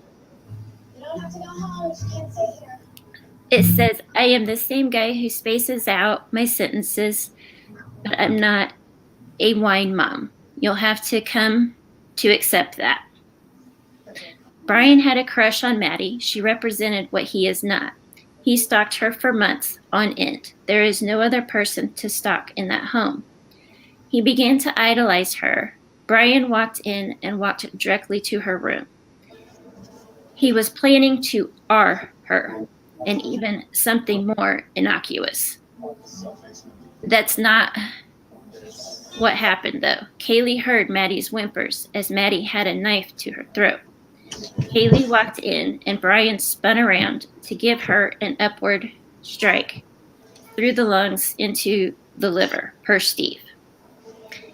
It's very doubtful that Brian could live out his fantasy with a dysfunction from then. So when Xana heard the commotion, he became even more enraged due to his own dysfunction. His rage resulted in the further stabbing of a fighter, Xana, and an asleep Ethan. Brian is a wannabe R in, is that sodomist? It's hard to see. He is neither. Sadomasochist. Sadomasochist, I can't see it. He is neither. He is quite disabled. Mm-hmm. The amount of forethought he possesses requires about an 80 IQ. Quite a literal disabled person, right? Yeah. Good choice of words, Mom. I'm like, I hate that word. Anyway. Yeah, I do too. So that's good. I think that is it for that. Oh, well, maybe not. Again, January 14th of 23. This is Lambright again. Good job, FBI. I learned some stuff today reading this document. I'm going to write a letter to the FBI because I'm trying to catch the people who are torturing me. Last week on the 5th of January, somebody said they were going to come to my house the next day and put a bullet in my head. And they did show up the next day and shot out a mirror. Then they published a video of them on my property with a gun in their hand. I've communicated this information to the FBI and the Riverside Sheriff's Department, and it's all crickets from them. Learning about this guy named Berger who drives a shitty car and thought he could outsmart the police, the dumb F brings his phone to the crime with himself, so he's addicted to social media. He has to turn it on after the crime to see what's happening on TikTok. Probably. The best way to get caught is to not do a crime. To my friends here on Politically Incorrect, maybe you can help figure out who is sweating me. I've been swatted 29 times in the past 285 days. 20 times the sheriff has been to my home. 11 of those times they were pointing guns. I think we went through this other part. This is attached to that one we read earlier. Oh, maybe not. No. Okay. To catch the people doing so now the sheriff will call me, and if I pick up the phone, they don't come out. However, I only talk to 2 people per week. My mom, my best friend. My mom and my best friend. I don't get any other calls, and sometimes my phone goes dead in the middle of the night. For the most part, I'm on regimen of making sure it's charged so I don't miss their phone calls. The person, pray give me his name, is Jonah or Plank.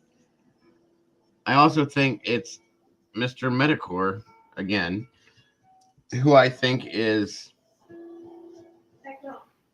homosexual and has AIDS. He's one of those trannies from Kiwi Farms. Anyways, these people are effing crazy, and I'm worried for my safety and security that they actually might unalive me. So if you have any details on who's effing with me, please let me know or call the Riverside Sheriff's Department or the FBI. Okay. The hell is this all about? Wow. Please don't tell. Again, anonymous. This is January 11th of 23. BK very well could have been doing what you mentioned, an accomplice, but not fully. More like morbid interest that is criminal, but nothing many reporters don't do. Yeah, we read this, trying to work for private security, FBI job, blah, blah, okay, we read that. All right, so, all right, that's it as far as those go. Okay, good Lord. This is crazy, guys. Let me bring this down a little bit. You don't want to see my big head that bad.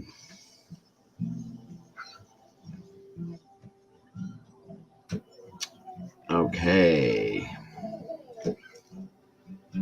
So Heather says this person claiming to be BK's family via Facebook page post said that the guy that actually committed the homicides was being set up by his girlfriend and on the run after skipping out on police. But that specific guy never. Okay, yeah, I got you. People be dreaming things up in their heads and just posting them on here. Yeah, I kind of gathered some of that, Red. Specifically said my nightmare was bogus at the opening. Laughed my yeah. So anyway, now to get to the point that we were supposed to be at, that I started with that I shouldn't have.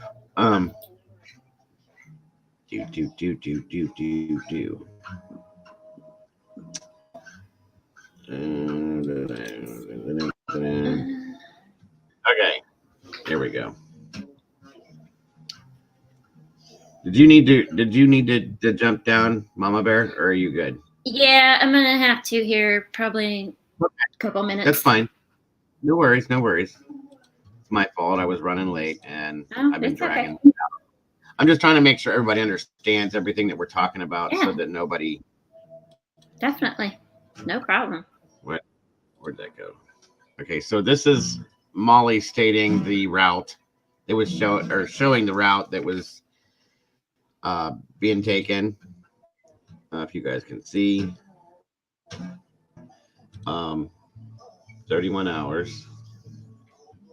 This is Pullman up here, down through Montana, South Dakota, Iowa, through Missouri, St. Louis, Illinois, Greenfield rest area. That was one of the stops right there, right around in that area, right? Yep. All right. That's a crazy, like, I mean, I guess that would be a fairly quick route, but crossing down. One second, folks. Is that the one with no tolls? Okay, yeah.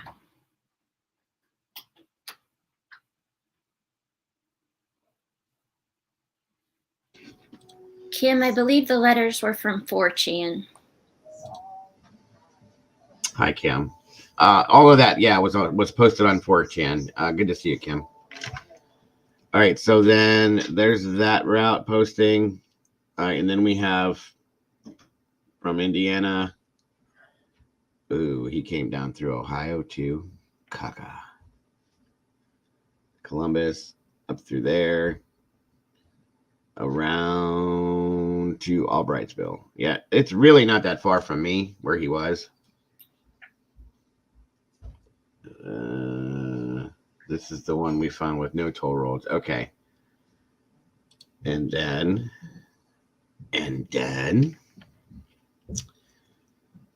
let's see here. Holiday Poconos. This is 534. Hickory Run State Park. I've been there. And see, that's something else, you guys, too.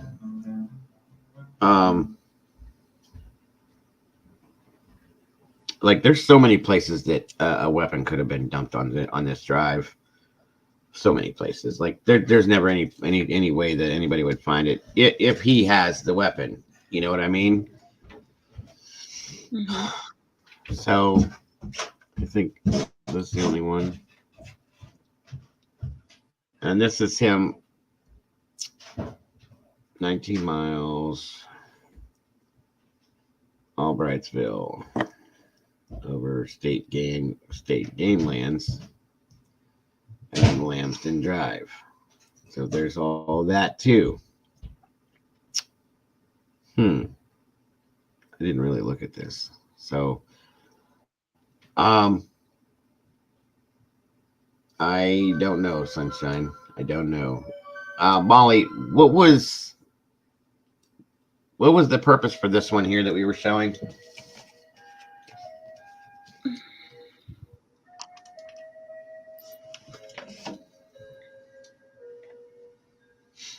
I don't remember that one.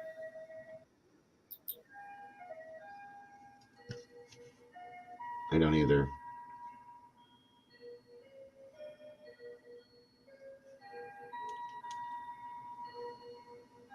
Most of the ones that I saw. Let's see. Oh, it says from Albrightsville to the house. When he came into Albrightsville, okay. Yeah, and then went to the house. That was. So that's a 12-minute drive, okay. But he drove up around this whole state game lands, which again, another wide open area. Okay, that makes sense. Right. And then down here. Oh, okay, I see. This is 16 miles. That's 12.2 miles. 26 minutes, 19 minutes. So I see what you're saying.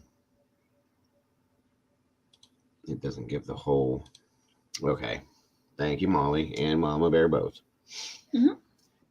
All right.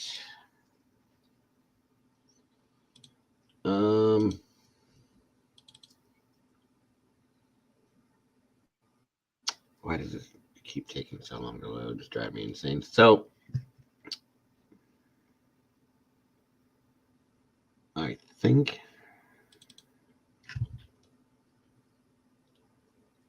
okay, yeah. December 4th. This was just something thrown in there. It's a Washington State University alert. Thank you, Miss Molly. And this basically just gives what was going on. I have not seen proof that he did. Okay, Molly, thank you. SWAT team is actively working on the south side of the campus. Shelter in place until further notice. 4:02 a.m. December 15th. So there's that. Just one more thing. Going back to what we were talking about to kind of show the timeline for that whole scenario that happened. Go down. Just a bunch of little things, guys. He could have. I have not seen 100% he did. Okay. And I think that is all for.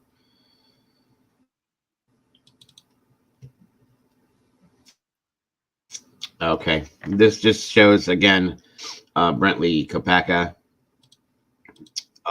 Sorry guys. The yeah, right, Red. Right. He was wounded in action, parachute infantry regiment, Operation Enduring Freedom in 2014 specialist. So there it is, guys. That was his ranking, where he was from, and what happened with him, everybody. So we have all that. Okay. Again, these are just little pieces of material to explain about everything we've been talking about. Like I said, we break it all down into little pieces and put it all back together the best way we can. And based on what, people's opinions and theories, throw in there and make a little bit of a milkshake out of it before we put it back together. I think that's everything Molly sent me. On that note, I will hop off here, and if you guys are still on here later, I will Yes. hop back in. Okay. Bye. Sounds like a plan, and thank you so much once again. See you later. You're welcome.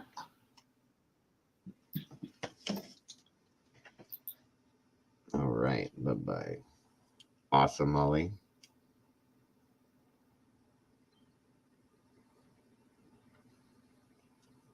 That's all right. Okay, now a couple other things I wanted you guys to look at today. Right along with this. Again, thank you, Mama Bear, for jumping up here with me. You taking off, Red?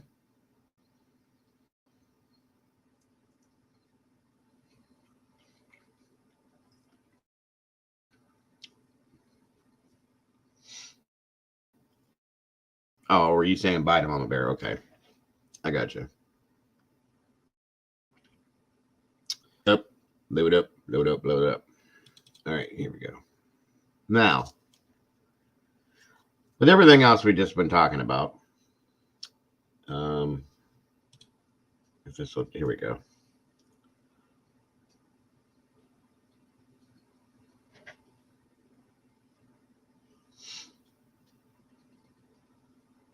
Some of these things,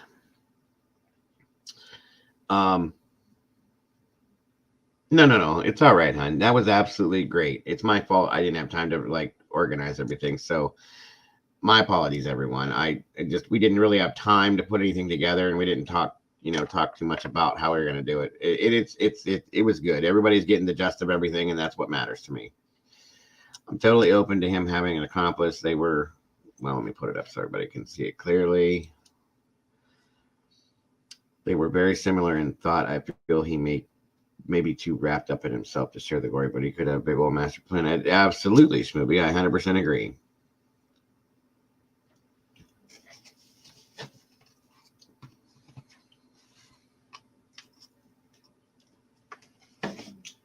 Oh, okay.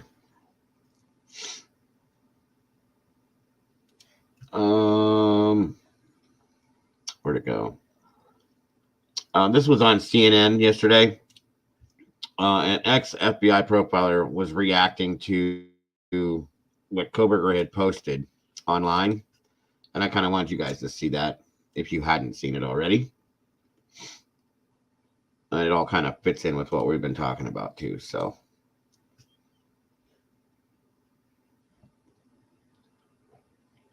let me get it loaded up here.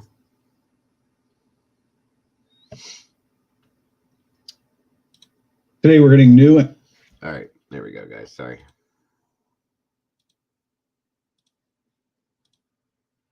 Here we go. There And we disturbing insights into the message of Brian Kober, criminology student accused of murdering 4 of the Idaho students. The New York Times has uncovered online posts from his past that paint a picture of an isolated and depressed teenager. In one post, Koberger writes, "I can say and do whatever I want with little remorse." And in another, as I hug my family, I look into their faces. I see nothing. It is like I am looking at a video game. Koberger is currently being held on 4 counts of first-degree murder and the fatal stabbings of Kaylee Gonsalves, Madison Mogan, Zaina Kernodle, and Ethan Chapin. Joining us now is CNN Chief Law Enforcement Analyst John Miller and retired FBI profiler Kathy Canning Mello. She's also an instructor of criminology at the University of North Carolina at Wilmington. Kathy, let me start with you first. How typical is it to learn that a suspected killer viewed their own life as it were a video game without emotion? I mean, when you hear about something like that, some of this starts to make sense. Yeah, absolutely. I find these texts really fascinating, and they give us some really, I think, important insights as to what Brian Koberger was feeling during his teen years, where he was experiencing a dark period, right? We have him addicted to heroin at the time. He's talking about suicidal ideation. He's talking about this lack of emotion that certainly we see evidenced at the crime scene. And John, how do you think all of these details will impact the case as investigators try to determine a motive? Well, motive has been still the burning question here because there's still no indication that he knew any of the victims, and it is such a personal and hateful crime. And yet, as Kathy could underscore, every offender in the serial killer or mass murderer field is going to be highly individualized. Each one is different. That's a given. And yet there are common traits that run across these offenders. And one of them, and he kind of reads us through this in these emails, is an inability to feel sympathy, no relationship with empathy, an inability to feel guilt or remorse, which of course is the combination, the emotional cocktail that allows them to do the things they do, and then to be able to repeat those acts again if they're not stopped.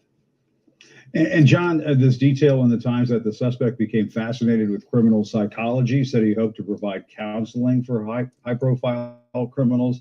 I mean, that's a wrinkle that you don't see in many of these types of cases.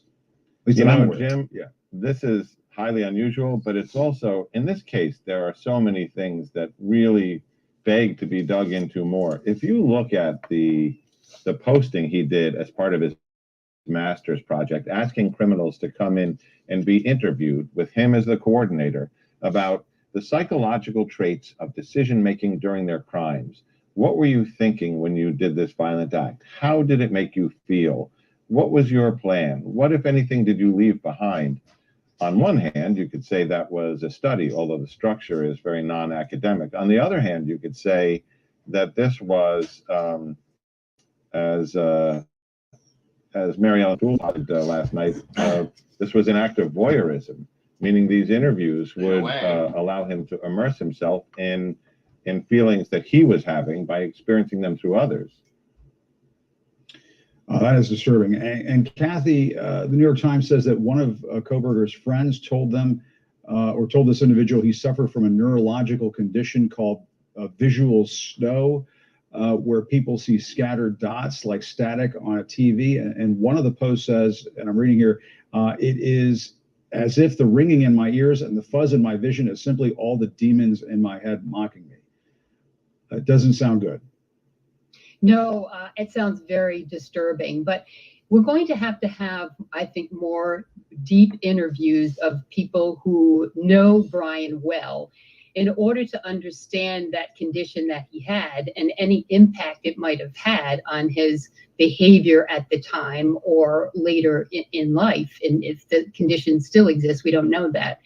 So I think it's going to be incumbent upon prosecutors, investigators, and it's great now that they have a few more months to do this, to conduct these long behaviorally oriented interviews. When I was in the VAU, we had an instrument called the General Assessment Questionnaire that had 100 questions that probed into areas of an individual's life, their personality traits, their hobbies, their attitudes.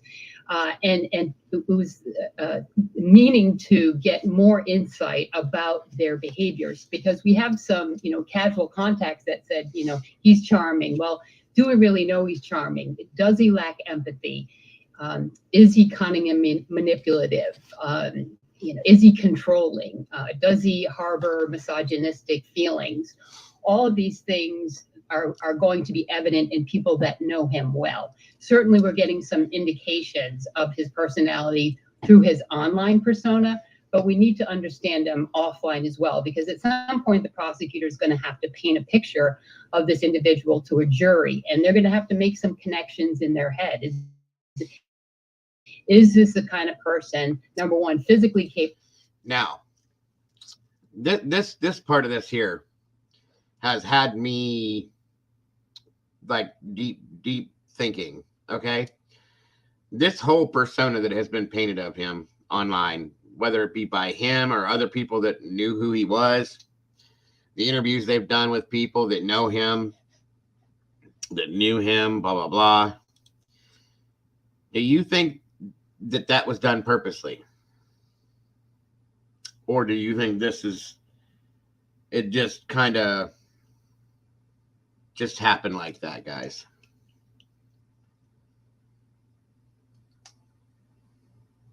Oh, okay, I got you, Red.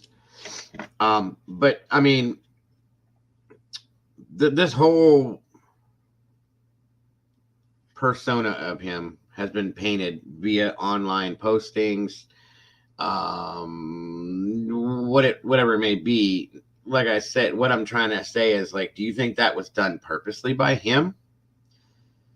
Or do you think it's just kind of like it's falling into place that way, just, you know, kind of coincidentally in a sense? Not to interrupt, but that's just a question I had for you guys, real quick here. It's obvious he's a narcissist. And that's a question that's been brewing in my mind. Thank you, Molly. Since I started kind of getting a picture of who this guy was. As you guys know, I think about things deeply and I look at things hard. Anyway, so I'm curious, guys. I'm curious what everybody thinks, because I mean, none of us are therapists, none of us are doctors, any of this. But with his knowledge and his background in psychology and everything else, it almost could look like this is a whole elaborate deal. Do you know what I mean? Sunshine, yes, he set it all up. Like he very well could have, or did he? That's what I'm saying. Advertise his thoughts, right? Just think about it for a minute while we finish this up, guys. Capable, but number two, psychologically capable of committing such heinous crimes. And John Koberger has maintained his innocence through his lawyer. But I mean, given what we've discussed so far, there is a decent amount of evidence that police have, that investigators have in this case, do they not? That is true. And I mean, we're going by the American standard, which is he is innocent until proven guilty. But when you get the probable document, you can certainly see, based on the evidence that they've put forward, why he's charged in this case. And you can certainly see, and this is something that people really haven't focused on, is authorities in Pennsylvania that helped put together the arrest warrant and execute the arrest are now going carefully backwards through Kohlberger's entire history, from the time those emails were written as an adolescent right up to the time he left to go to the Washington, Idaho area, because there is an overarching theory that a multiple murder of 4 people in the middle of the night is probably not an offender's first act of violence. Mm-hmm. They're looking at unsolved cases. They're going to use that DNA to compare that. Thank you. Now, I had said a while back, I don't know if you guys remember or not, it was very hard for me to believe this was the first time. If he did this, himself, okay?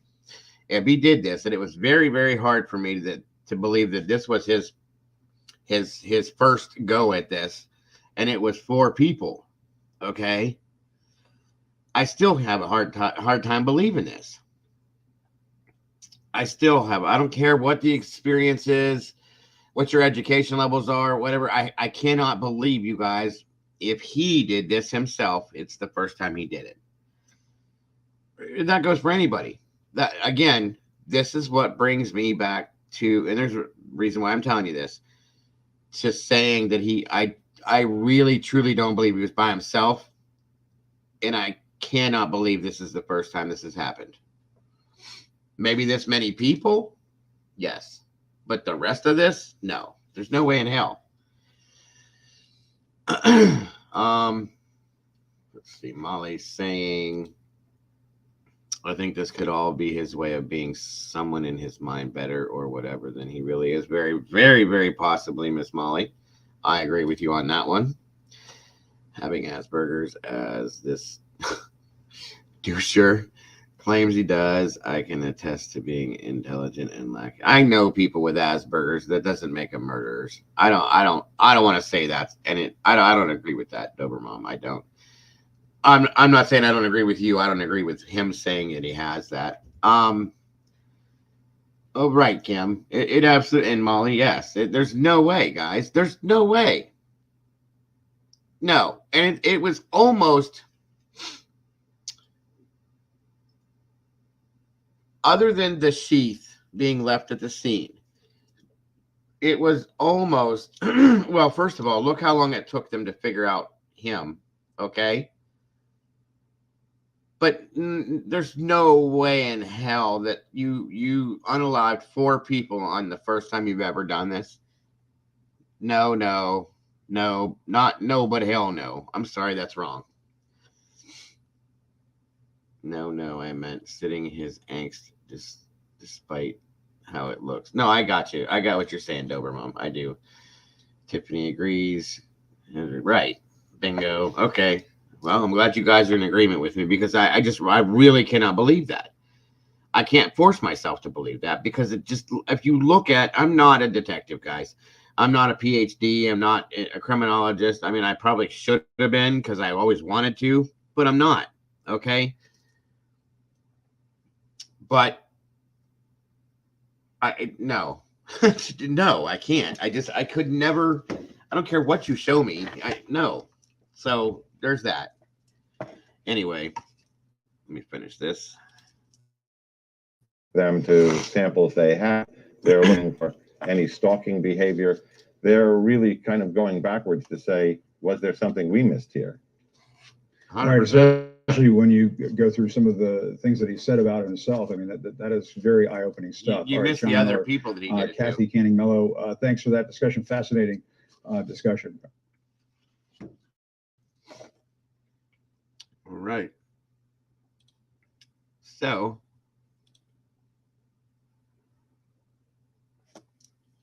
absolutely, Anna. Welcome, by the way. Absolutely. That's why I started. Excuse me, guys. I immediately started looking at him for the Oregon murders and the one in Washington. To be honest with you, I really did. You got to start somewhere, guys. These people just don't appear one day and say poof and unalive 4 people. It just doesn't happen like that. It doesn't at all. And it's crazy, you know. And if you look at the psychological standpoint of this, like I said, is this a story he's putting together? I mean, there's just so much involved in this. It's crazy. You guys know what I'm talking about. I know you do. Today, we're getting new and disturbing insights into the mental state of Brian Koberger, the PhD criminology student accused of murdering 4 University of Idaho students. The New York Times. Sorry, guys. My computer literacy is just not there right now. Sorry about that. Okay, now where'd it go? Okay, so the posts that were put up, we already had those. This is something else that was put out by News Nation just a few hours ago, to be honest with you. And I thought this was kind of interesting. I mean, we've all thought about this and saw this already. Maybe in this aspect, it was sloppy. Do you think that's possible though, Anna? Somebody that is doing this, is it possible to be sloppy? And I know it's possible to be sloppy, you guys. I mean, think about how I'm asking that though. It's great to see you, Anna. By the way, thank you for joining us today. All right, this is a former FBI agent was brought on to News Nation to talk in regards to these being revenge type killings, which is something that I had said, a minute ago, a while back. Angry. Yes, Heather. There's the angry threat or the revenge side of this too. We're going to bring in a law enforcement expert to discuss these stories, FBI agent and an attorney. Good morning, sir. Thank you for joining us. Good morning. Always good to be with you. Let's take Koberger first. There is some conjecture, and it is conjecture at this point, that he had some serious mental issues. We know he suffered a heroin addiction. He's also being accused of being an incel at some point. And then there's the criminal justice aspect, where he might have been studying these cases and wondering if he could do it for himself. What do you think makes the most sense here? And we are just speculating. I should posit that first. And that is why I'm showing you this. That's what I was kind of hitting at a little bit here a few minutes ago, guys.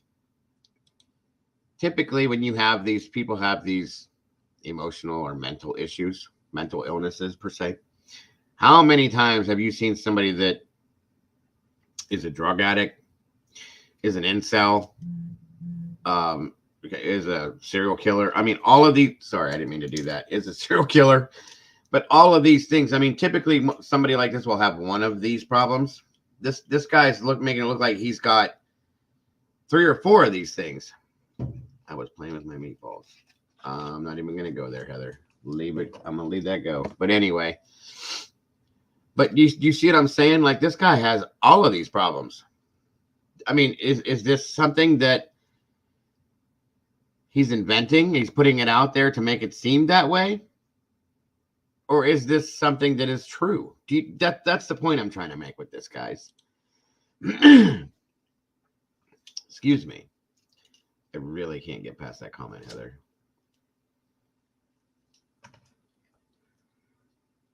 And that's me, Schmovie. I looked at the whole situation and I'm like, that's an incel. I mean, I think me and you talked about that in here. He's an incel, in my opinion. Like, immediately, that's what I thought, right? Absolutely. First thing, but then he's a heroin addict. Also, he's got control issues. Okay. I get definitely with stop, Heather. I can't. Definitely with women. Okay. Oh, no worries, Cam. No worries.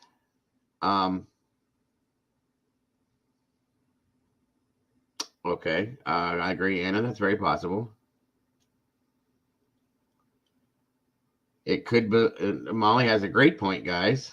You guys are like on point today. I really, really, really, really appreciate you guys.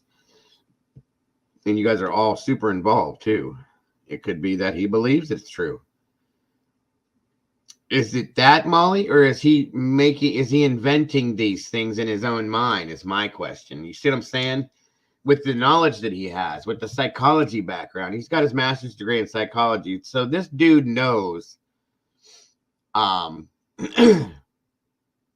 multiple, different types of psychological issues that people have. Is he building these? Is he making himself into this person? You know what I'm saying? That's me, Schmovie. That's what I think it is too. I agree with you. His main driver, 100%, hun. I agree. But then we like this here. Red says a high school friend of his said he was none of those things aside from the hey Ron after high school. Right. But now all of a sudden he is these things. You see what I'm saying, guys? There's a point I'm trying to make with this whole conversation I'm building here. And Brandy says he more than likely is. Molly says, I cannot remember what it is called, but they lie. They make things up to the point that they believe it. Habitual liar, for one. But yeah, I got you. A lot of times, though, guys, that goes along with chronic ADHD. Shit. Oh my God. There's a phrase for this. Something of grandeur. Delusions of grandeur. Okay. And a lot of these things can happen from that too. Other things can build off of those things. Again, I'm not a psychologist, but I know a lot about it because of my wife, which, her degrees and stuff like that and all that kind of stuff. But I mean, like, honestly, if this dude, what's up, Pink? Good to see you. If this dude is what it's being built out that he is, he's got like multiple mental illnesses going on in his head. I mean, is it possible? And he's as high functioning as he was? Pathological liar. There's another word for it. Yes, Kim. I mean, that's a lot of stuff, you guys. And this guy's been walking around for, what was it, 28 years? 1 second, everybody. I'll be right with you. I'm sorry.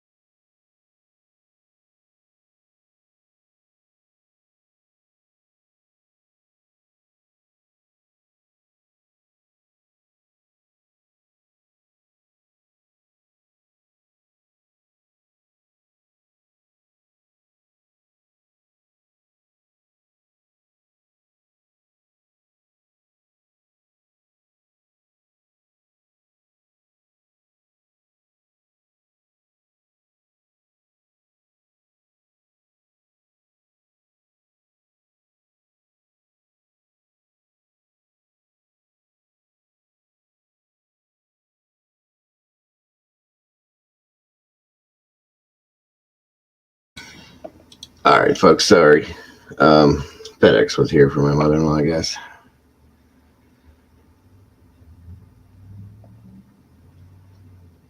Red says, I'm not on the incel train. He could pull weight if he wanted to, in my opinion.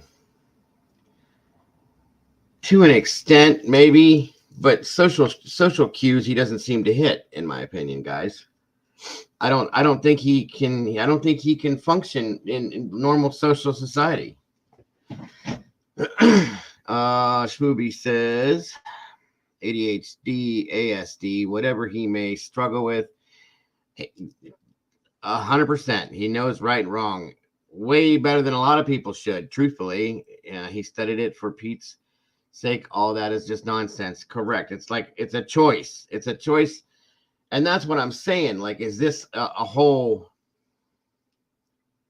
is it, well, it's a game. We've talked about that already to him. I think it's a game. But is he building the narrative for this, you guys? Or is this just part of the sickness? That's my thing. Do you think it's real? Do you think it's real, like something he can't control? Or do you think that this is part of his game and he's acting out these parts? Do you see what I'm saying? I'm not sure if I'm saying it the way I'm trying to. Smoothie Booty says, I don't think he knew how to be appropriate with women. I agree with that. Like he thinks because he's on a date, they are. Well, exactly. That I agree with 100%. His IQ is either too high or too low. And there's that too. I think it's high, Kim, because of his ability to, push and get the knowledge that he has. And that's the basic part of it right there, Anna. What Anna says is that he was rejected and he got pissed off and did what he did. Is that it? Now, with him involved, okay, yes. But then we also have this other narrative that's being bounced off of him that he's framing this other guy. And with his knowledge in criminology and psychology, it's a very good possibility that he could do something like that, you guys. He posted all of that about his mental state on SM years ago. Right. So he definitely has some kind of issues. Correct. I agree, Heather. I agree.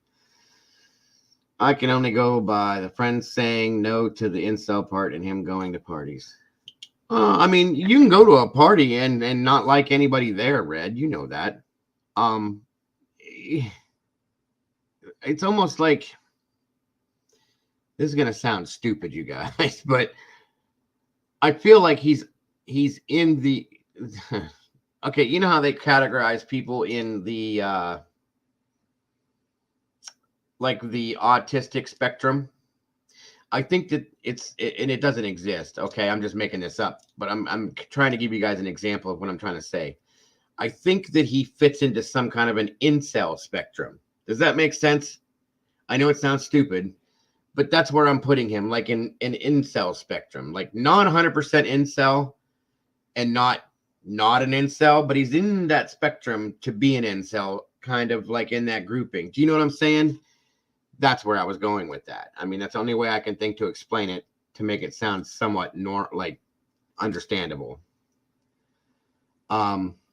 He may be socially off Asperger's. I mean, that's possible, Anna, because he doesn't know how to hit those social cues, blah, blah, blah. He doesn't recognize them, but he only seems to not recognize them with women. We all would fall into a spectrum. Right, Red. Right. No, I agree. You're right. Of some sort. You're right. But like I said, those social cues that he doesn't seem to gather seem to be just with women. And it's a control thing. So that's why I kind of had to categorize him as an incel in a sense. He had no problems getting up in front of class. To an extent, though, did you watch that, Red, the graduation thing? He looked uncomfortable. Just saying, to me, he looked uncomfortable. He looked weirded out a little bit as he walked up there. He had this kind of, you think he was confident? There she is. What's up, squirrely girl? Good to see you, dear. I hope you're feeling better. So you think he was comfortable, huh? I mean, he very well probably was because he knew how smart he was. He's getting his degree, blah, blah, blah. But he just looked weird to me as he was walking across the stage. That's all. Again, I hope you're feeling better, Squirrel. It's good to see you, dear. You think he's confident in everything he does. That's very well possible, too. Very, very much. Very well possible, sir. Antisocial. Oh, yeah, obviously. Very obviously.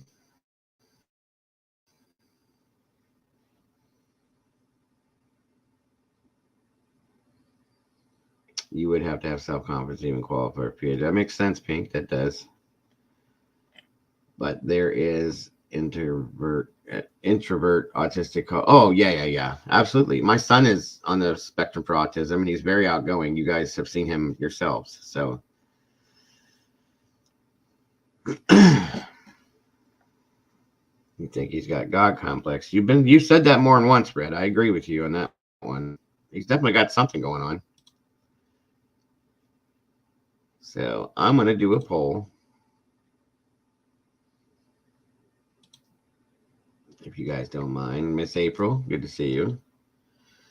I take it that his peers put him in the celibate category. It was not by his choice. Is that what you mean? I mean, yeah. But is it, though?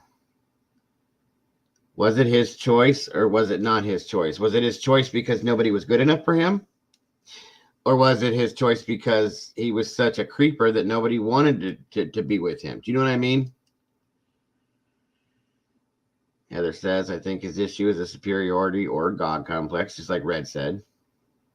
He doesn't know how to take any sort of criticism. That's a fact, too, because he thinks he's better than everybody. That's a fact. Are you feeling better, Squirrel? It is all a game, Sunshine. That's the thing that's the thing that I'm trying to differentiate here, okay? Squirrel says, I am sure they will. Oh, absolutely. He has to have that at this point. Yeah. I'm real curious because I don't think we would get the results of the psych eval. And I'm really curious to see what they actually come up with and to see if he tries to give the person that's giving him the test their own psych evaluation. You know what I mean? Delusions of grandeur. Yes. I'm curious, though.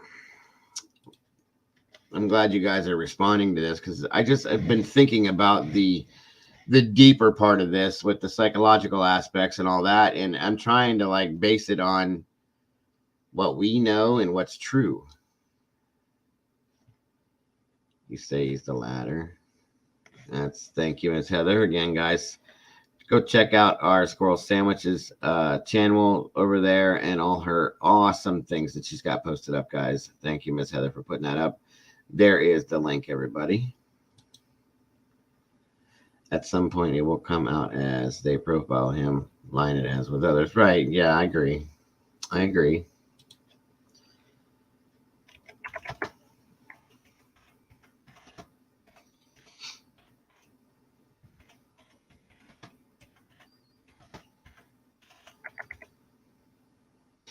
I'm putting up this poll based on the other stuff we talked about this morning.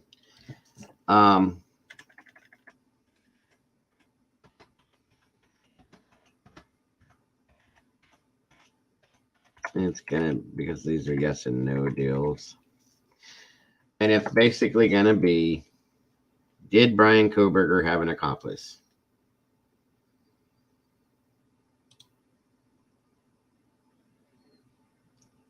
It's up. Answer away, folks. So, that being said, we can't figure him out. We're not like him. There's that. That's true too, Kim. But with everything we're talking about on his, I wanted you guys to think about his psychological, his psyche. Welcome, Christy. It's good to see you. And now that we've been talking about that, now I put that poll up because now I want you guys to think about, did he do it alone or did he have an accomplice? That's my question. That's what the poll's all about and everything. Off the topic, the sun's out and the Buffalo and the Bills will. I got you, Kim. I got you. Good deal. Completely understand. Completely. Good to see you, Christy. You didn't answer me, Squirrel. Are you feeling better? Or did you answer me and I just missed it? I was looking. Oh, you're getting there. That's what you said. Okay, I'm sorry, hon. Well, good. I'm glad to hear that. Did you have COVID or did you just have like the flu going around or something like that? Or did you not know what you had or what you have or whatever it is? No. Okay. Gotcha. You seen how he had no issue hopping right in to talk to the cop, stranger to controller. Yeah. Yeah. Absolutely. I agree on that one, Red. For sure.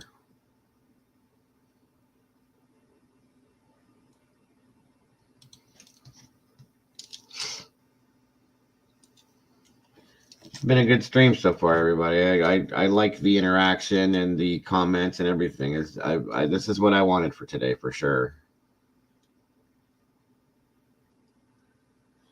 That's been asked by other people, Heather, and for what though? You know what I mean? I'd like to know a diagnosis and then understand if he had counseling or therapy. Lisa had said that she believes that that his father is the control freak type, like he is as well. Which in turn, you could definitely. But if your parents don't think there's anything wrong with you, why put you in therapy for something like that? Miss Molly, I'm not sure about BK, but I have someone that has child onset schizophrenia, ODD, ADHD, homicidal idealism. Good Lord. That's a lot to deal with there. And they don't act like BK. Well, and it's here's the thing, Molly, with something like that, though. Not everybody processes those things the same way. So that could change the outcome of the circumstances that person deals with. You know what I mean? But that's a lot to deal with,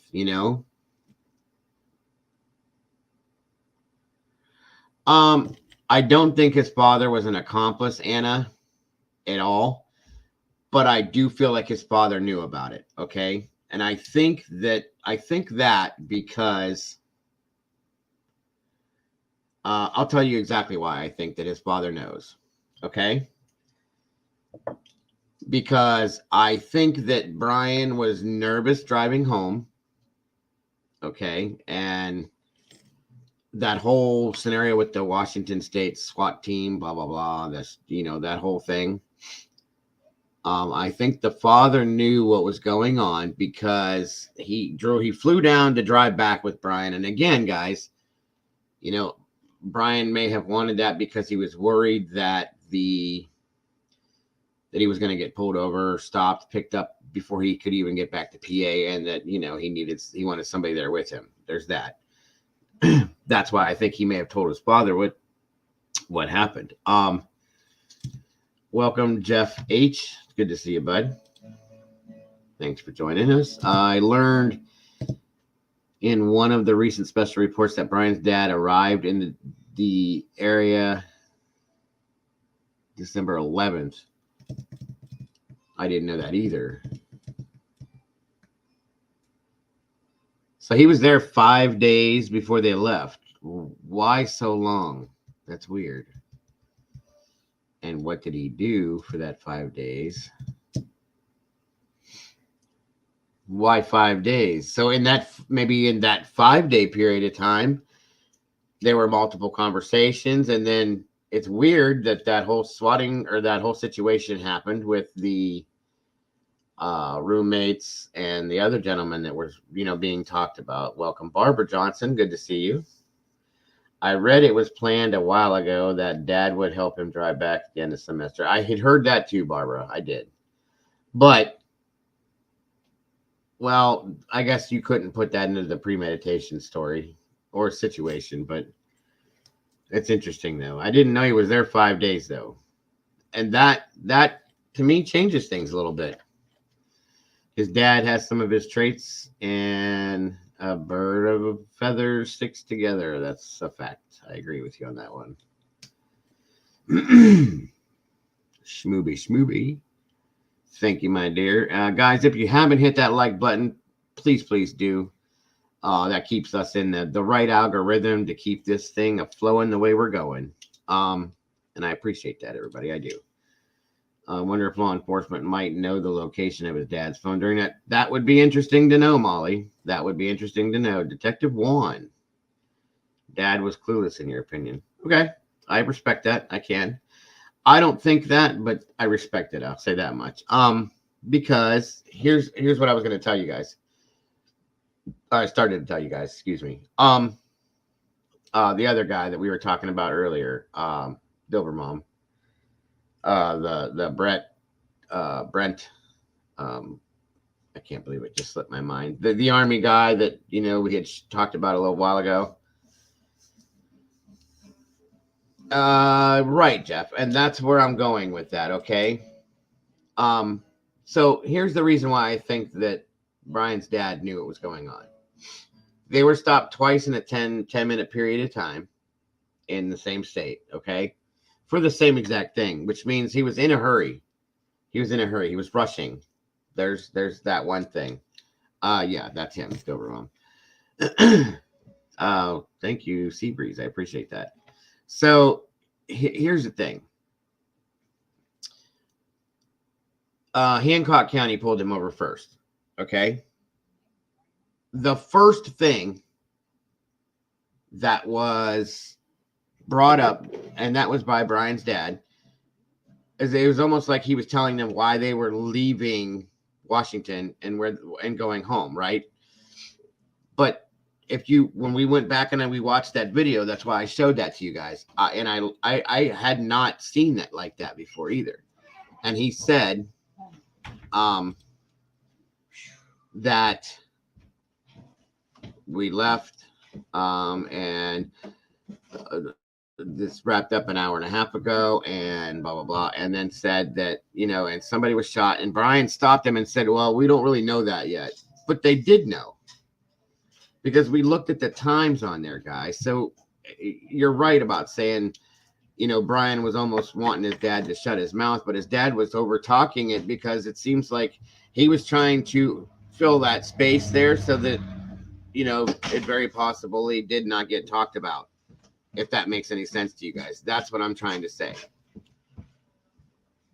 Yeah, right, Jeff, right. So yeah, that's what I'm saying. It's very possible, Barbara. It's very possible. I've thought about that myself. Is this his? So, 1 second, guys.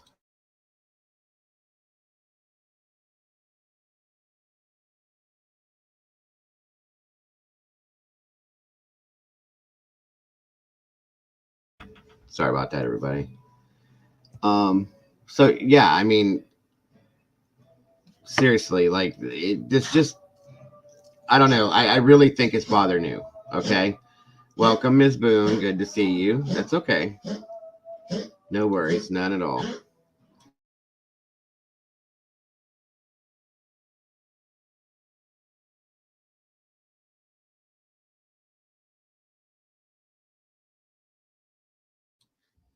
Did we ever discuss this maybe being drug related? I know those pings could have been his being there for drug. Well, see, here's the thing though. Welcome, Cheryl. It's good to see you.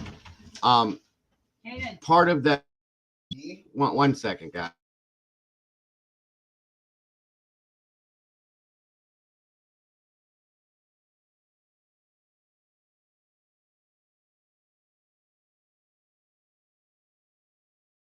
All right, guys. Sorry about all that. if we go back and we talk about the narrative that was talked about, with again, somebody said they disproved this, but it doesn't mean, we don't know. That somebody was saying that Brian was innocent. He was being framed by a security guard, that they're trying to relate to this army guy, okay, that was unalived by police. And that they were sitting in the parking lot. Back to that story, I'll just retell it real quick to a couple people that may not have heard it.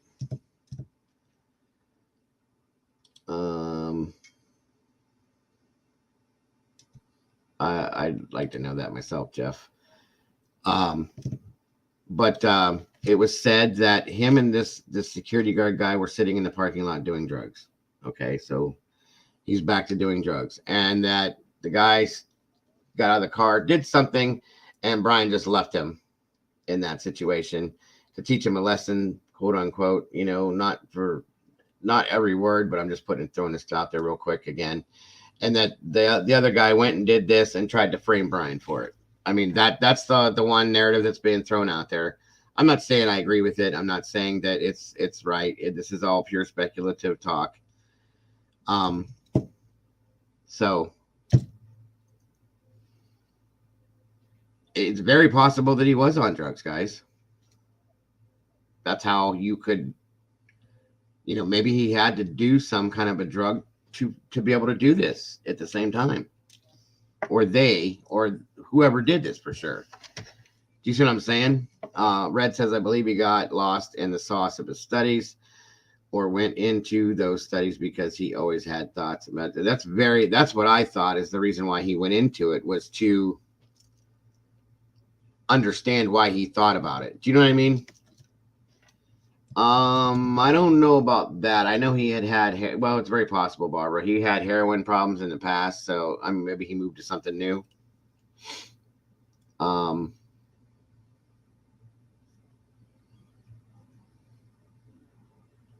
That I don't know for sure, Ms. Boone. Squirrel. I'm sorry you're not feeling good, Vicky. Trying to check to make sure I have everybody. Again, thanks for joining us, Cheryl. It's good to see you here.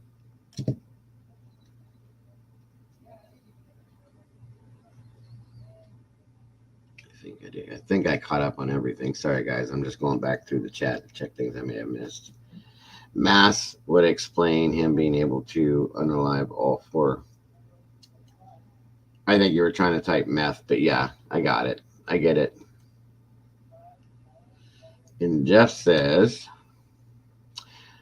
wouldn't Brian have instantly turned on the druggy friend to clear his name? I mean, a drug charge versus a murder charge. I mean, very possibly. Very possibly.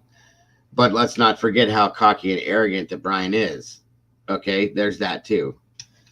In that alone tells its own story, guys, in my opinion. Thank you, Heather. I appreciate that. Anybody that would be interested in donating to support me and my channel, it's very much appreciated, guys, via Cash App, Venmo, and or the PayPal. I thank you so very much, folks. Very much appreciated if you do. I will be fine for real. Yesterday, I really bummed on myself. Okay. Well, I hope you feel better, Vicky. I hope you feel better too. Or I hope you as well feel better, Squirrel. Sorry, guys. And anybody else that's not feeling real good out there right now, I hope you all feel better, truthfully. And that's something else that's bugging me too. The whole gag order thing, that bothers me a little bit. I'll be honest with you. I really wish that wasn't there, but you can't do anything about it.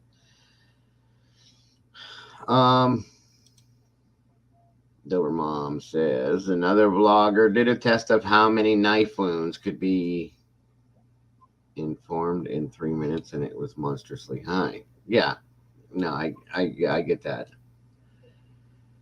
There was a woman who didn't wait. What? Anna says there was a woman who didn't get names, say he was very nasty to her after he asked her to lunch, and even yeah, I've heard that. I heard all about that. And that's happened multiple times. Sorry, guys, my dog is quacking again. Yeah, message, talk to text. Gotcha, Cheryl. Okay. Trophy wife, what's up? What's up? What's up? Good to see you, dear. Good to see you. Inflicted, but no, I understand. I understood, Dover Mom. I understand.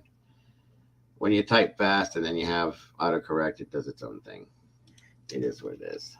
So, gag order is smart on their part, but just leaves us with speculation. And I agree. It is smart on their part. It just drives me nuts because then we don't have much to go on. You know what I mean? She said he creeped her out. Yeah, 100%, Anna. And I think anybody that has ever talked about him kind of had that persona about them when they were saying it, you know, that he was creepy in a way.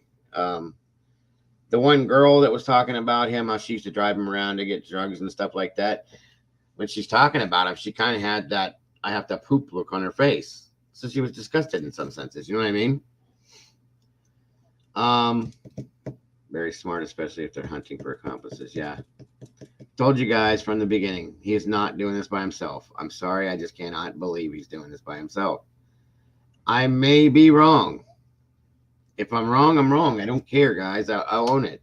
I can't get it out of my head. I feel like he's doing this with an accomplice. There's somebody that helped him with it somehow.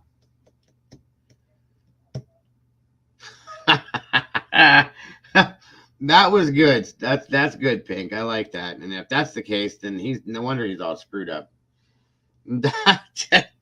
I love that. That's awesome. Oh man. Yeah, his dad was a weirdo, which, you know, like father, like son. Oh, 1 second, folks. I'll be right with you.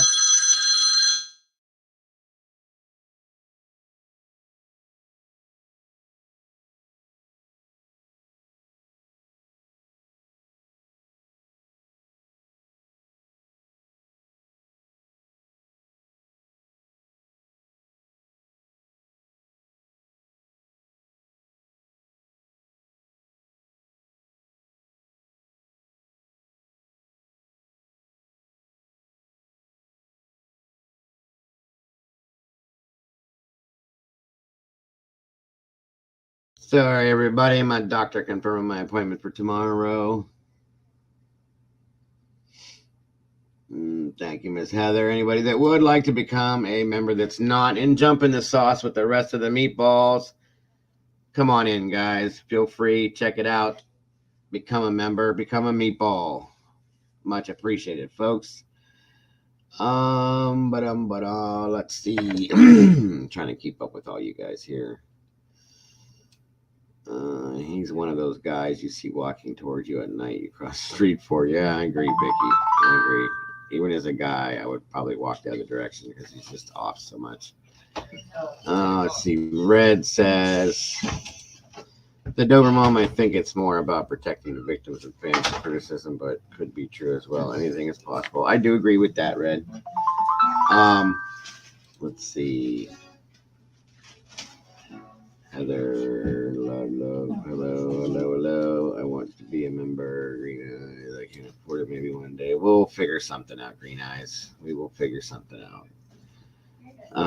Don't worry about it. We will figure it out, my dear. But I appreciate and respect the fact that you want to be. And you are, as far as I'm concerned, just for being here. So thank you anyway. And I'm glad to hear that, and I appreciate that. I do appreciate that. This is just a big secret to keep, and at the time it happened, I'm sure they don't know how huge it would be across the nation. Didn't know how huge it would be. Chance the accomplice was supposed to bring. Yeah, no, I get it, Jeff. That makes sense. It does. Barbara says, Red, yes, I think you are right. The whole picture may have lots of incriminating behavior, sadly. Absolutely. I think I said that there was a twist in this somewhere. I really feel like there is, guys. I said that the first week we started talking about this. And I do. I feel like there's a big twist to this, and I just can't get past the fact of me thinking that there's an accomplice. Being that said,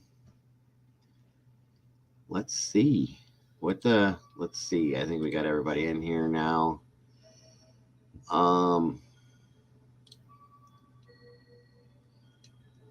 See what the poll says. Did Brian Koberger have an accomplice? 57% of you guys said nope, and 42 said yes. Wow. How about that? How about that? I think I'm in the 42 percentile, guys. And I can understand why everybody thinks that he doesn't, you know? It's just, to me,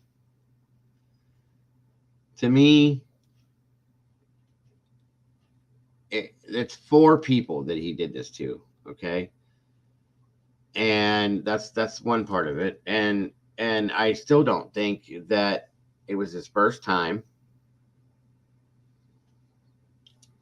And I just think he had help, guys. I'm not saying, remember, me saying an accomplice does not mean that the physical aspect of it, you know, where the 4 people were physically attacked. I'm not saying he had to have an accomplice doing that.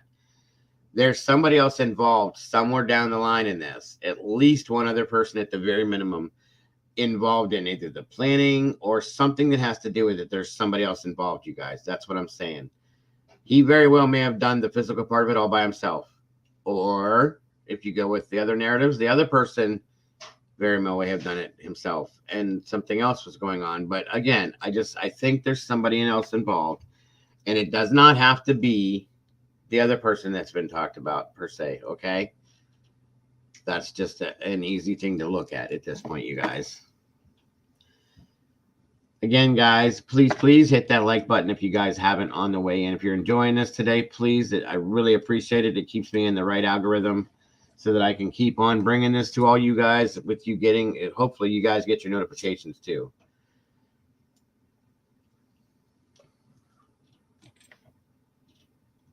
Well, you'll know when he shaves them, guys. If you didn't notice the last time, it looked like he got into a fight, and I'm pretty sure that was just from shaving. The second time he appeared in court, he had these cuts up under his neck and stuff. Thank you, Miss Heather. I appreciate that, my dear. Fupa's in the house. What's up, sis? Good to see you. They're going to make him, you guys know they're going to have him, his attorney's going to have him shave those eyebrows, or trim them at least. I promise you that.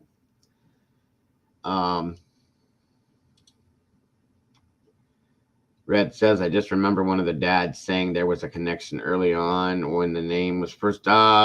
It was Steve. I remember that too. He said that there was a connection, and then there wasn't, and then there was again. There is a connection, you guys. Whether the connection is the vegan restaurant, whether it's social media, there's a connection of some sort. Okay. I mean, we found a relative. 3 or 4 of us were looking at this, found a relative, not a relative. I shouldn't say it like that. He's not a relative, but we found somebody on Facebook that goes by the name, Chris.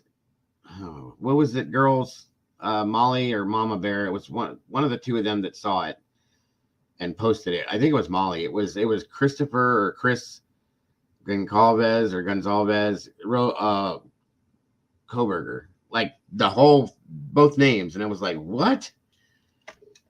So of course we looked at it and he, you know, to see if there's resemblance or go back and looking for people just out of curiosity. But I mean, that there was that too that we saw. There's so many things that have popped up with this case. It's crazy. But that person's definitely claiming to not be related to him in any way, shape, or form, and neither is that person's husband. Not related to the other one. So you take it for what it is. Right. Yeah, they made sure of that. They were kind of upset, actually. Damn, I forgot. Sorry. Okay. Oh, right, Red. Exactly. Yeah, there was a couple accounts connected that was following them. It was a little weird, but I mean, you know, I wouldn't, if I was related to either one of them, I wouldn't claim that at this point right now either. So you never know. That would just be really crazy. That's all I'm saying. Yeah, that's very possible. And here's another little bit of a stinger, guys. What do you think the odds are that BK? There's a lot of things people have been putting out there saying that he dressed as one of campus security and actually approached one of the parties, one of the noise complaints, as campus security and interacted with them guys before this happened. I mean, do you think that's a plausible situation? Sorry. Yeah, that is true, Miss Sherry. Good to see you, Miss Sherry. Thanks for joining us. Yep, exactly. I think that was debunked, Dobermom, but I had heard that too. There's so many things out there, and you don't know whether it's rumor mill, if it's fact, or if it's a combination of both. It's hard to tell. It's hard to see. So, again, guys, the number's scrolling across the bottom of the screen. I would love to hear from you guys. If you want to give us a call, give us your thoughts, theories, opinions, any of it. 234-703-4047. Give us a call. I'd love to hear your voice.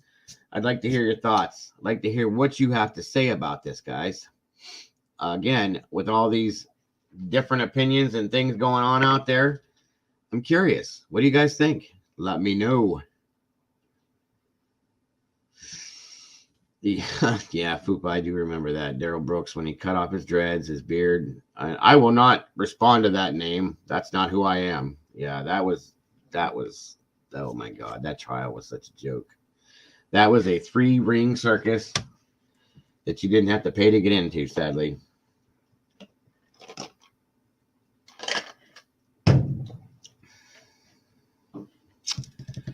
Well, that's what I was talking about, Heather, in that sense. But I think there actually was, where I had seen somewhere that there was some form of a security as well as campus police, or as Moscow police responded there multiple times. But I read somewhere that they have a form of a security there that they could go to and report things to. And then the security would relate to Moscow police, from what I understood. I could be wrong. I'm just saying that's what I had heard. They claim one of his accounts was fake, but it was following them for way beforehand. Yeah, I think the Feds took it down. Yeah, I agree, Red.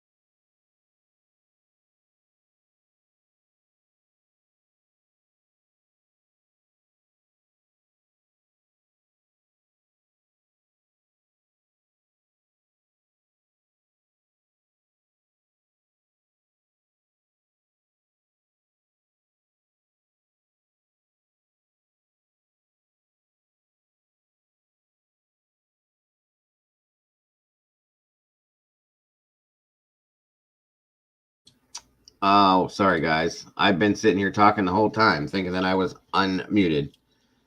Sorry about that. My mother-in-law said something to me, so I muted it so you didn't have to hear. My apologies, everyone. Hold on, families, wackadoodles. Lady P, good to see ya.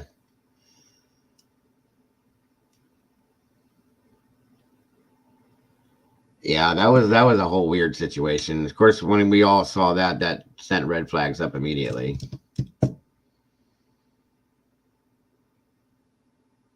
Where are you going, Ms. Boone?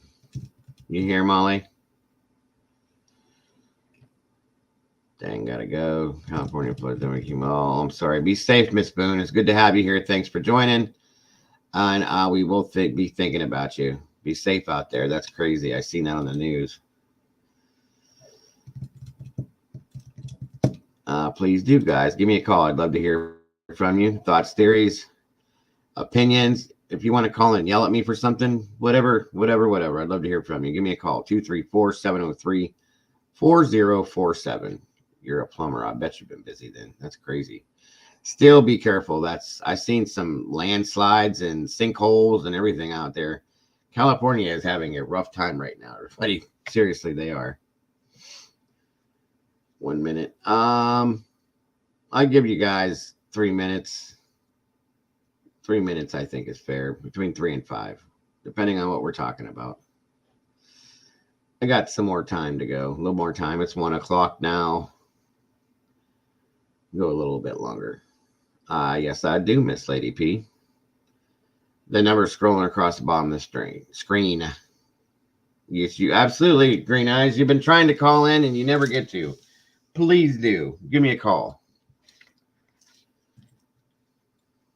I'd love to hear from you.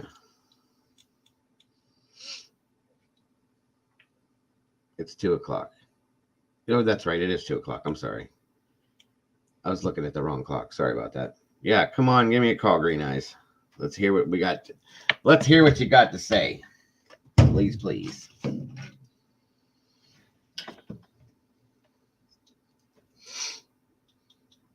Thank you for correcting me, Kim. Sorry about that, guys.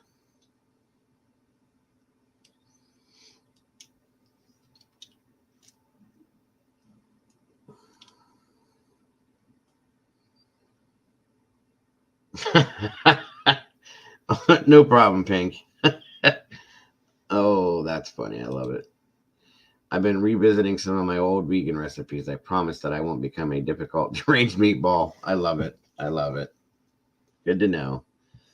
It's noon for you, Miss Molly. 2 o'clock for the rest of us that are on this end of things. And if you have problems when you call in, Green Eyes, just let me know and I'll adjust it. Sometimes this phone doesn't work right. Keto, so much meat. It is good. My wife lost 78 pounds on keto, guys, in a little less than a year.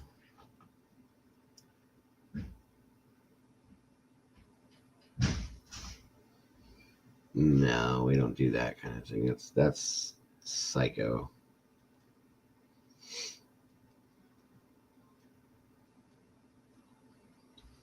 You just tried calling.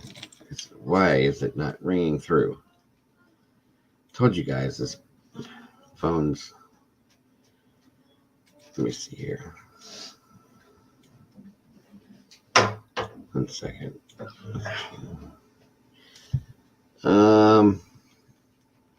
Try it again.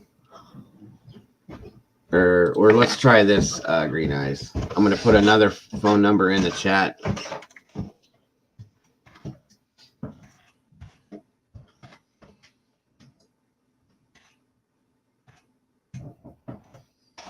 All right. Try that number in chat there. See what that number works. I don't know. My phone is just doing its own thing from time to time.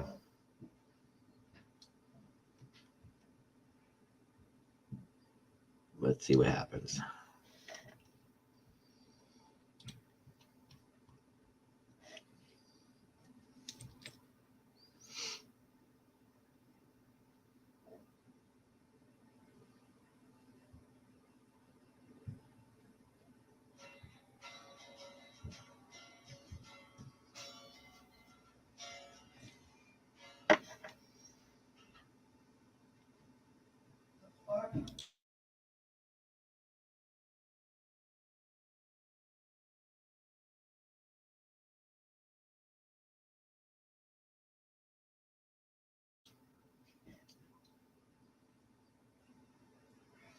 Who's crazy?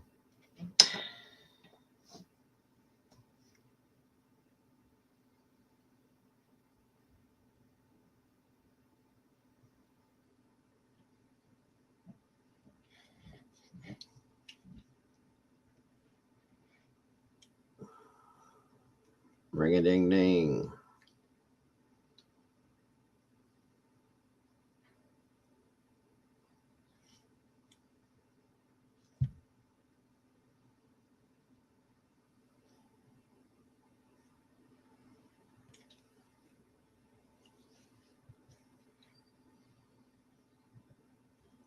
Oh, it's all right. I put it up before, Heather. It's all right.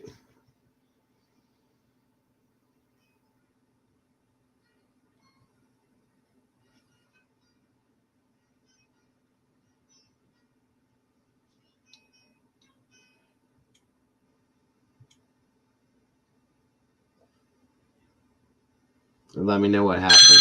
There it goes.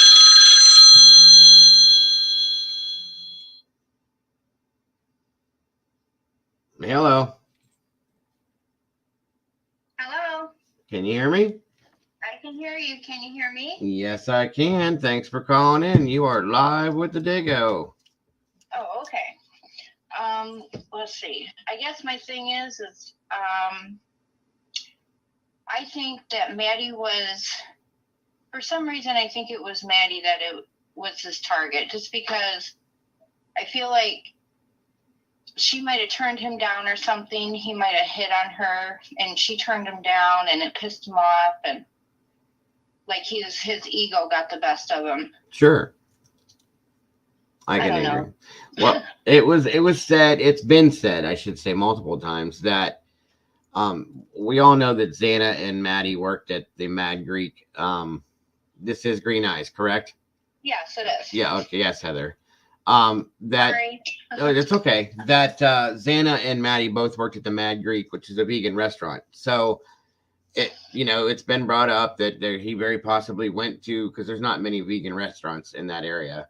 That he went there, maybe approached either one, if not both of them, with his arrogance, was turned down, and that's where what prompted this. You know what I mean? Right. But like you too, Diego, I think part of me feels that there's another person. But then again, I don't know. I mean, let's say that what you're saying is what it is that it was Maddie per se. Mm-hmm. And we'll put it with what I said, that he went to the restaurant, approached them, was turned down, got angry because of that, and he started to plan this. I'm going to get them, okay, because of his pride. Yeah. And that being said, he hooks up with this other person that he does drugs with, and boom, boom, boom, premeditated. Here we go, and that's the other person. Or we all know about the social experiment that he tried to do, where he put out that whole thing, that post, and maybe he picked up on somebody else in there, or a couple other people that he may have hooked up with. You know what I mean? Yeah, that was a thought also. Right. Absolutely. So I absolutely feel that there's somebody else involved, at least one other person at the very minimum. I've said from the beginning, you guys, that there's multiple players in this game. I will not let that go until somebody shoves down my throat and puts it in my face that he did this absolutely 100% by himself. I'm not going to let that go, because I can't. Right. I can't. I'm trying to think of how to put this. I cannot. First of all, like I said earlier, I definitely can't believe that if this was his first time ever doing this, and doing it to 4 people. Okay. Right. 4 people, 4 human beings that live and breathe and move, and girls aren't weak anymore. Okay.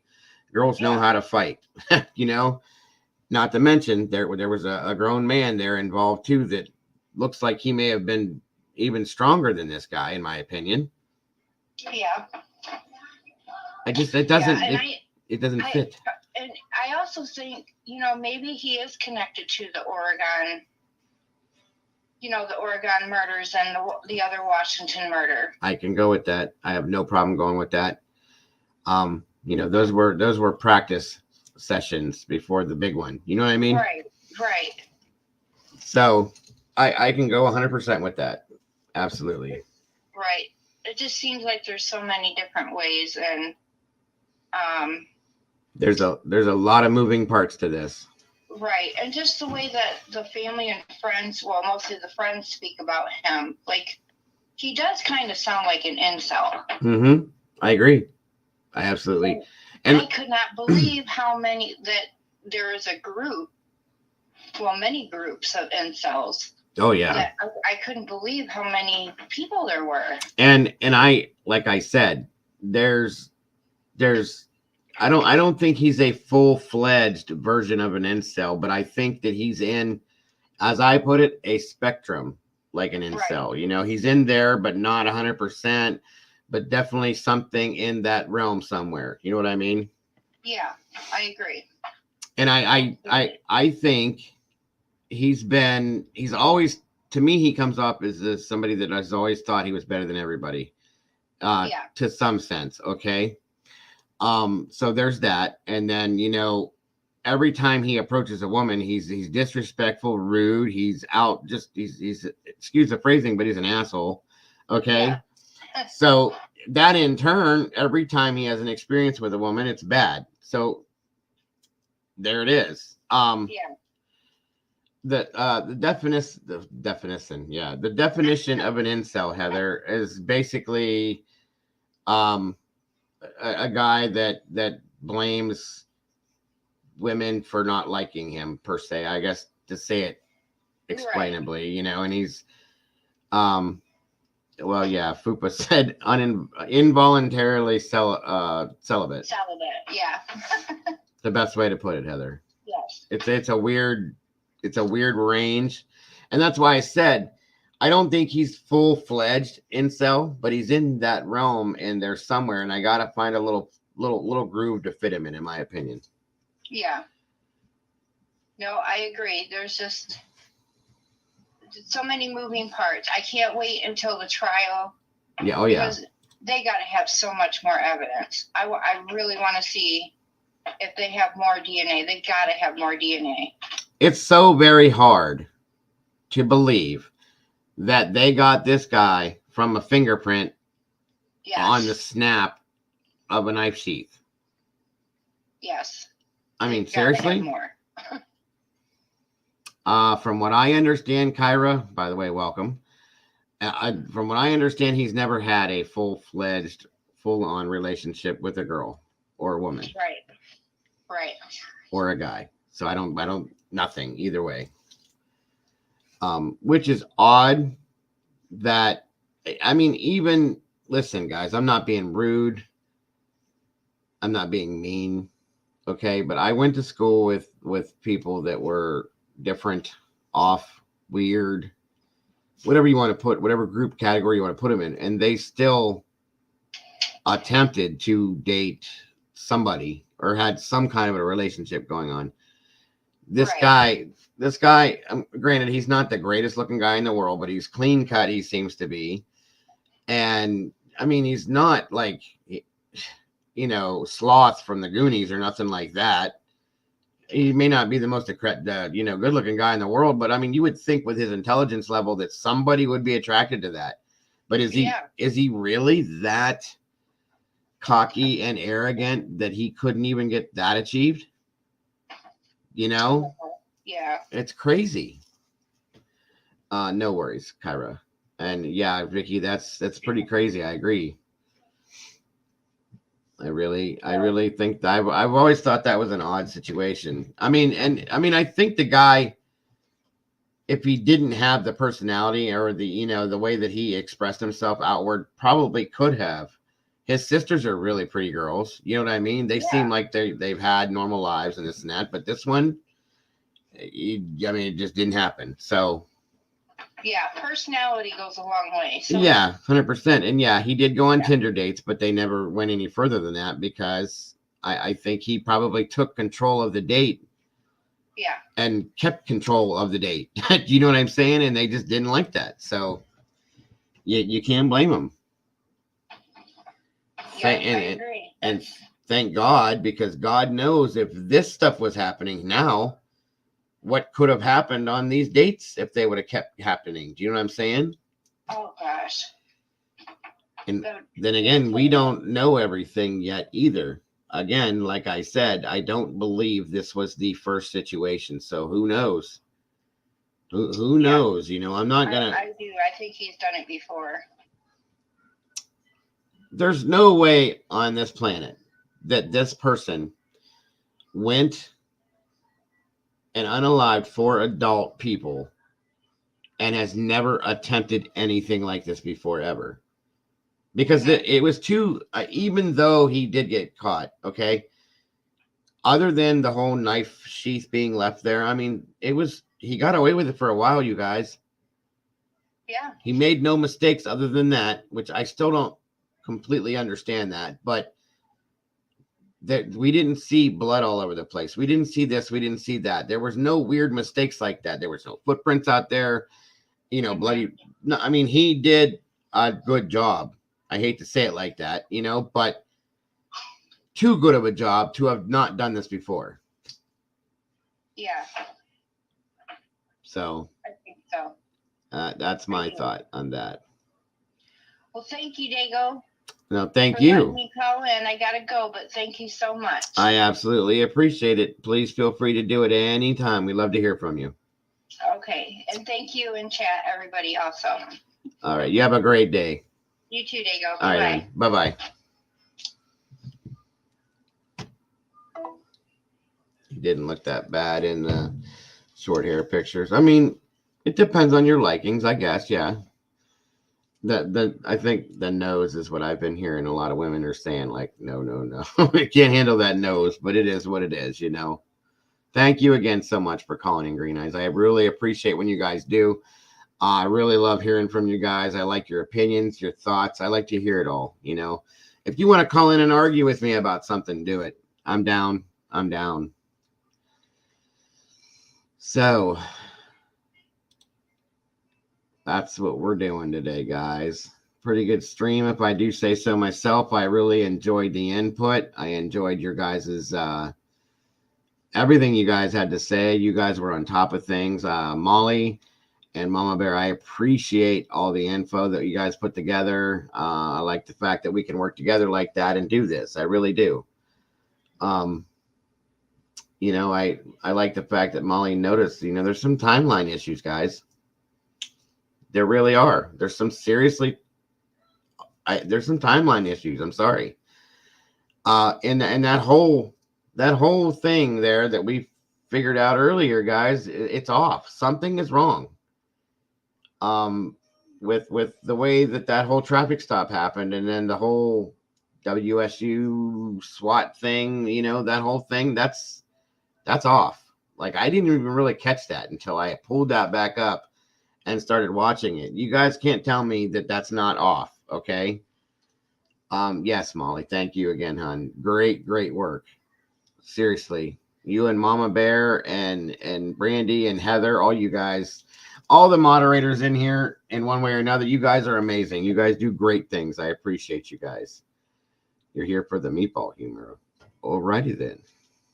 I didn't know there was meatball humor, but hey. Meatballs are the funniest balls out there from what I heard. I mean, I'm just saying. So does anybody have anything else for me today at all? Anything at all? And guys, I'm going to start going. Well, thank you so much, Miss Kim. I really appreciate that. We giggly balls. Yes, giggly balls. I love it. Thank you, Schmooby. Thank you so much, Miss Kim. So much. Burger King sounds good, actually. That was awesome. So appreciate it. I love you guys. I do. That's awesome. And Smoothie Booty. Yes, we are giggly balls, Smoothie Booty. Even on weekends, we get ignored. What are you talking about?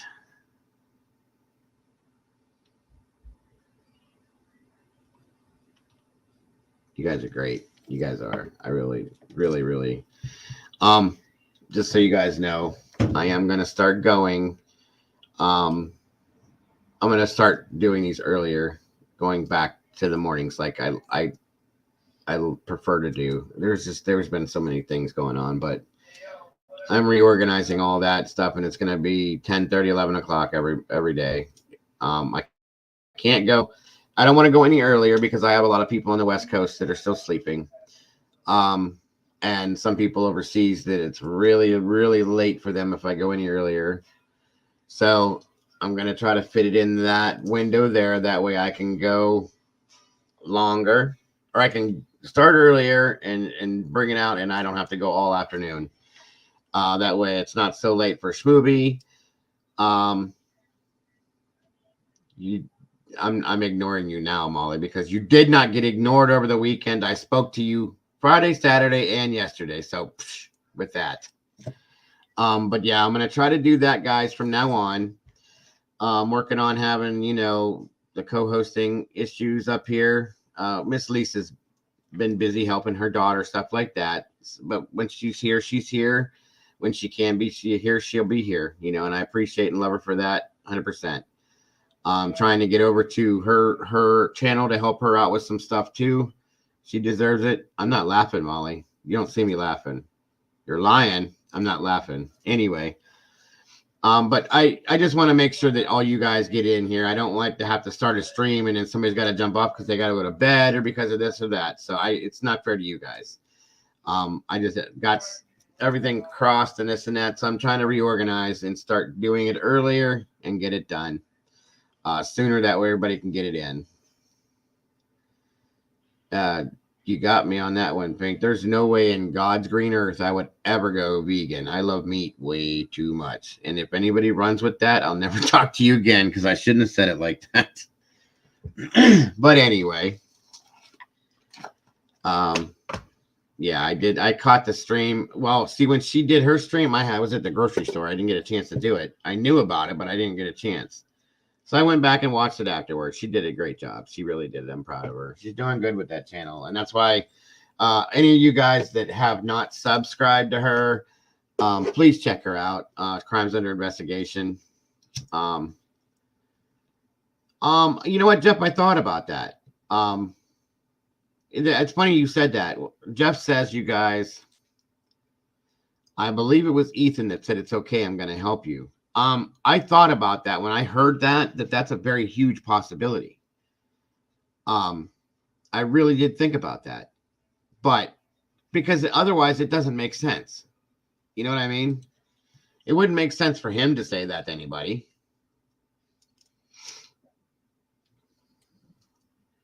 At all. So that made actually quite a bit of sense to me, Jeff. I'm glad you said that. I thought about that a while back, actually. Meat, bacon on keto. Yes. That's the only thing you can have really on keto.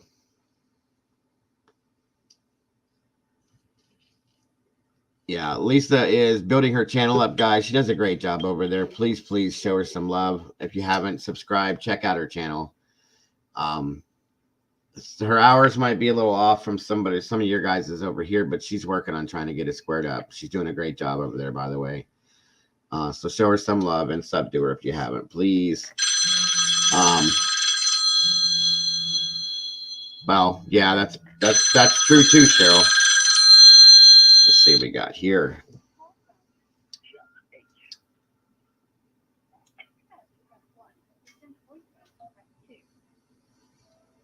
Hello, Jeff. You're live with the Dago. What's going on, brother?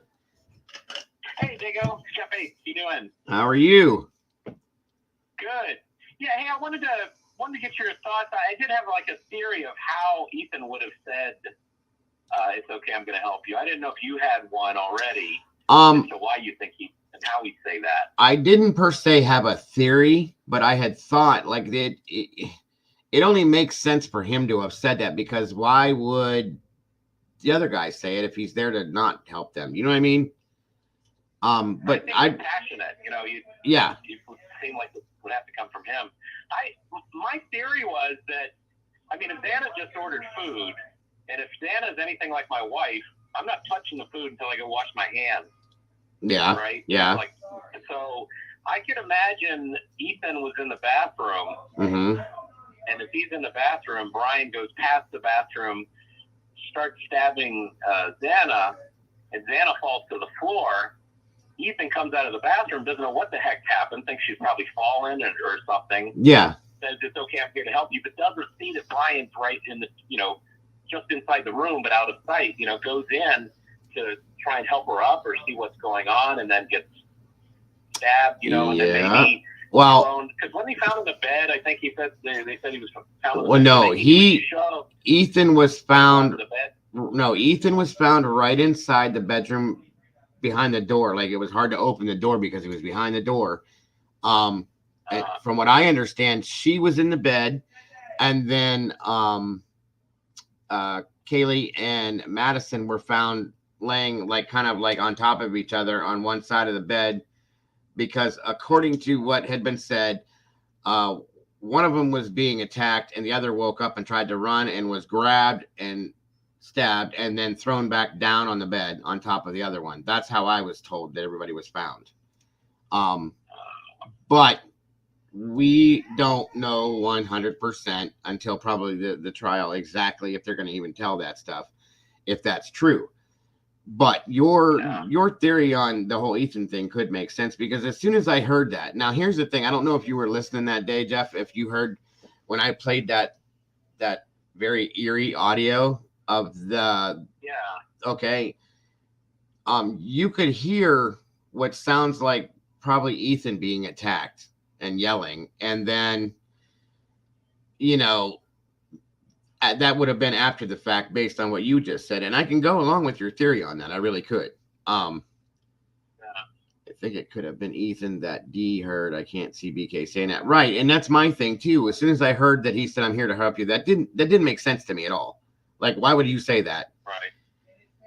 But then I was trying to think about the reasons why Ethan would say that in that scenario. So the only thing I could think of, okay, and this popped into my head. This is my theory on if we're going to go with that way, okay? Xana, the DoorDash showed up about the same time that BK came in the door in the back, I'm thinking, okay? I think that Ethan went down to get the DoorDash, okay? And as he came back up, maybe he saw Xana laying there and said, "It's okay, I'm here to help you." And then he got, maybe, BK was out because he was wearing dark clothes. He was off in the corner of the room, heard him coming and backed up behind a door or something. And as he came in and they seen her and said that, then he got attacked. Do you know what I'm saying? Right. Yeah, that also explains how such a big guy like Ethan could be overtaken by somebody like Brian. It seems like it has to be some kind of surprise. If he caught him, yeah. Didn't expect it. That was kind of my theory on that, if that's how that happened, because I would think he would come from behind him and maybe kind of lunge over top of him and get him in his chest at first, put his arm around him kind of to subdue him, and then do that. And then you hear a male yell in that audio, and then you hear another male yell, his final yell, and then there's a thud they said they heard. So that's kind of my thought in that situation, maybe. I just listened to that audio really carefully. I ran some noise reduction on it from Adobe Premiere and tried to get it as clean as I could. And, right. I mean, I thought I was hearing somebody yell, sounded like Lydia. Yeah. And there was a screeching, high-pitched sound just before it. There was the high-pitched screeching that sounds like a cat or something. Yeah. Yeah. So I went searching for movies. I thought I'd look to search for names with characters of Lydia, and I don't know, when I never found anything that was a match, but what is it, Teen Wolf, I've never watched it, but apparently there's Lydia's scream apparently is something that's a main part of that show. Okay. Special powers with their scream.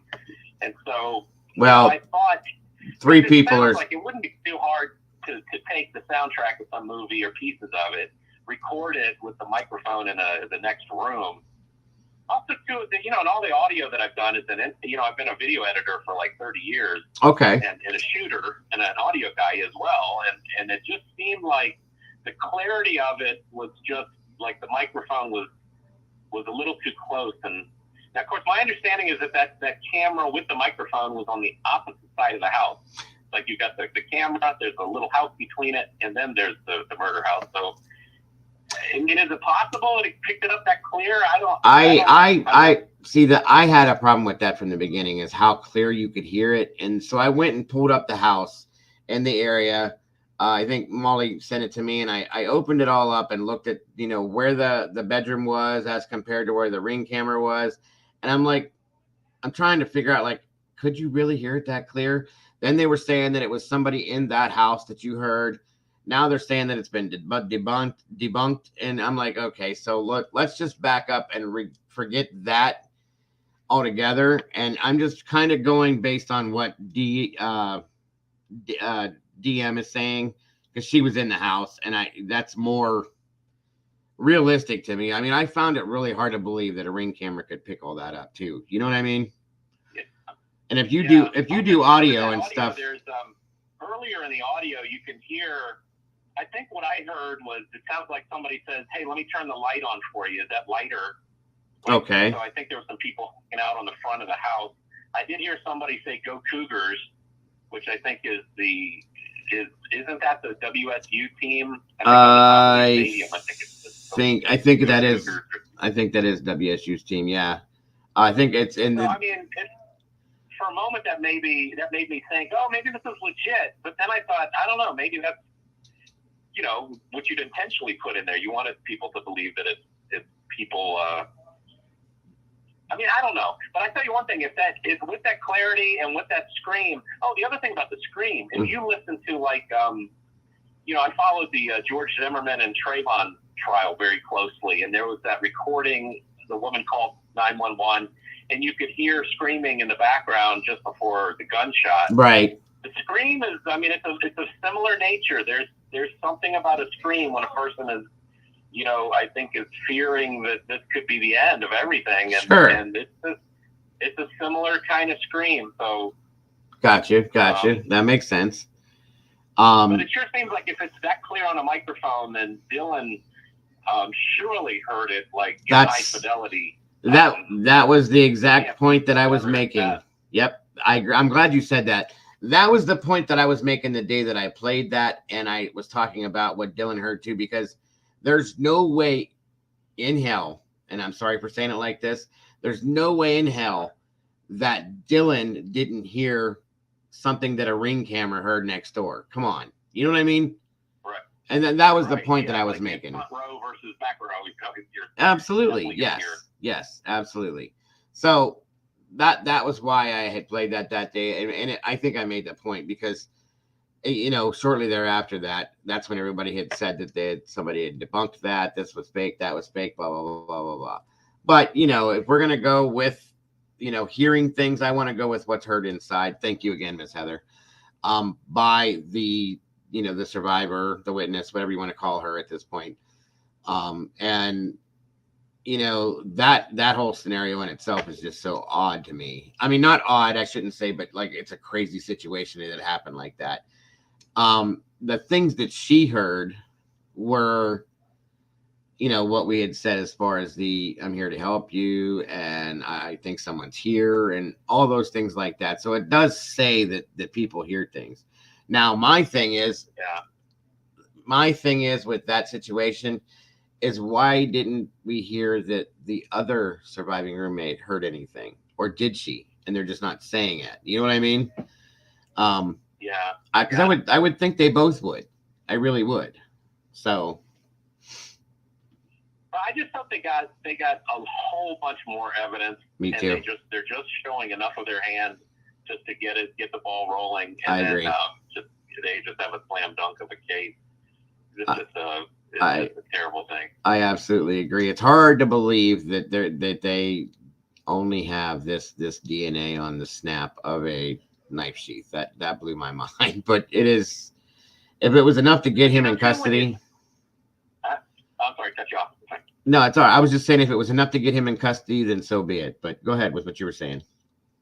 Yeah, the thing also that I thought about just before I called when you were talking was like, when you think about one guy stabbing 4 people, and you think maybe if you're thinking this is the first time he's ever done something like this, it makes me think of Jodi Arias Because I mean, Jody Arias took down a pretty big guy. Now, granted, he was naked and wet, and probably slipping all over the place. But, Right. But you know, she's a small little girl, and was able to like finish a guy like that. You know, it's not like I don't think you have to deal with all four of them at once. It's just unfortunately, it's I think one at a time. And yeah, and the same here. Like the town that I live in, it's been a while now, but there was a woman from Puerto Rico, I think, or no, not Puerto Rico. Brazil. She was from Brazil originally, and she came over here. She met and married an airline pilot that lived here, and they were married for, I want to say 5, 6, 7 years, something like that. And they found him murdered at the bottom of his stairs in his home, and she was gone. Well, found out that she went back to Brazil, and she stayed there for 10 years, and they couldn't extradite her back. Well, she finally got extradited back, tried, found guilty, and imprisoned over this thing. But he was big, and this woman was like 4'11". This guy was 6'3", and she handled it all on her own. So who's to say? You know what I mean? So I get that. Yeah. But that's all I had, Jago. I didn't want to take up all your time, and I appreciate you taking my call. Oh, absolutely. Love Please. I love it when you guys call in. Please feel free anytime, Jeff. I appreciate you supporting the channel, being here, and I love to hear from you guys. I really do. So thank you so very much, sir. All right. Thanks, man. Have a great day. You too, bro. Miss Amy says the affidavit doesn't tell us everything. The prosecution would have way more information. Oh, absolutely, hon. I agree. I absolutely agree, my dear. I'm sure we're going to see a lot more, trial time when that hits. And I'm sure they don't want to put too much out before the trial because we know what can happen with that. So, there's that. One moment, everyone.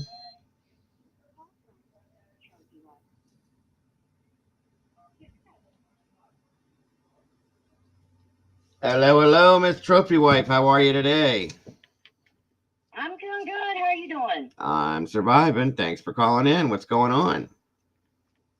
Well, ever since, and I don't think I've said this out loud except for maybe to my husband, but what I hear in there is someone like doing the kiss, like they're trying to call a dog. They go.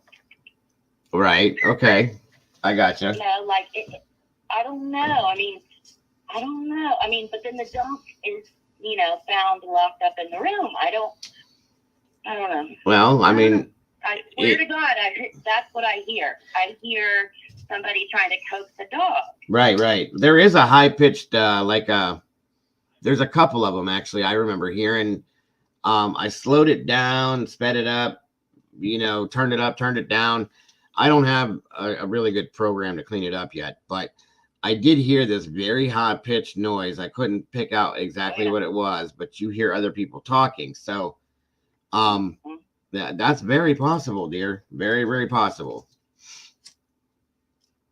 I don't know. It's just strange. Everybody has been like, well, why was the dog in the room by himself? Well, he was put in there. I don't know. He led the dog to that bedroom. Mm-hmm. I'm a firm believer that he has been in that house before in a raising party. A lot of people think that. A lot of people think that. He got the layout. He knew exactly what he was going to do. I don't know whether he was, or he was in that house. Was targeted for. Or he was in that house by himself. Yeah.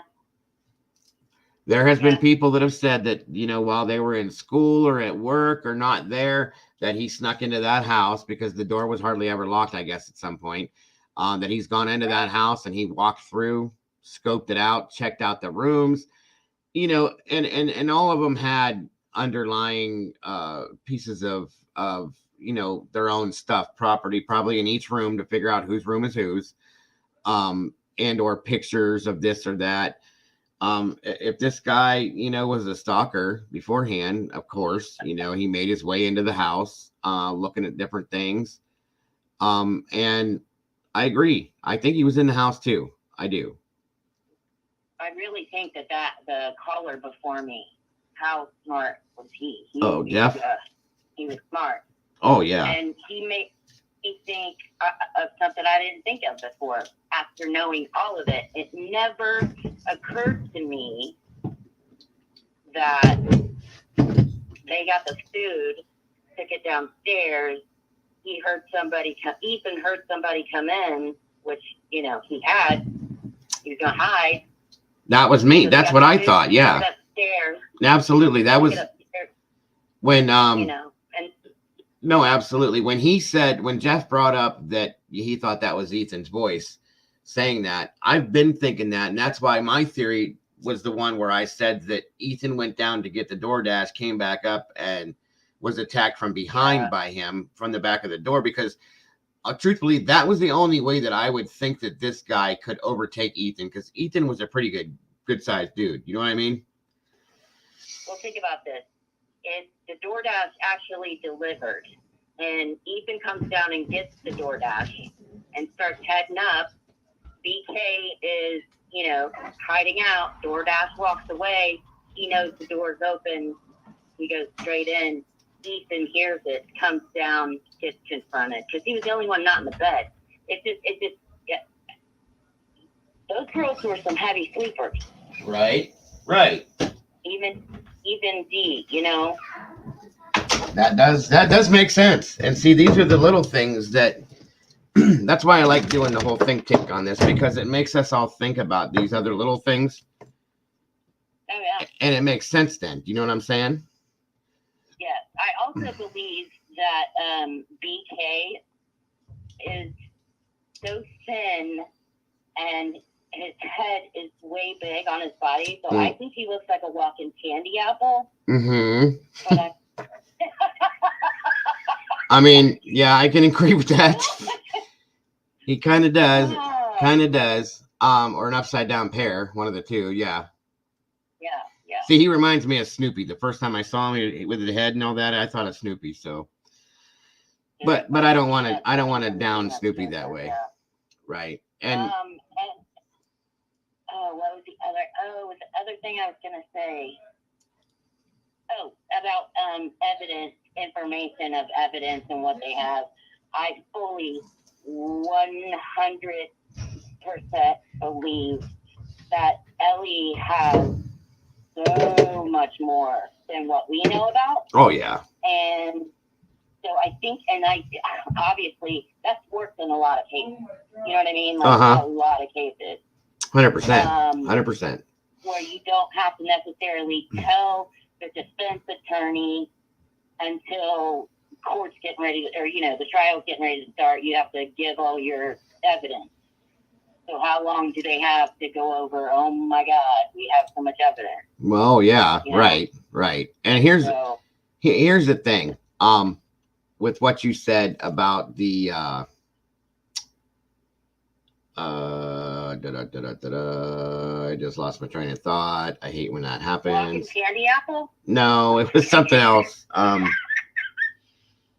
Yeah, that's stuck in my head now.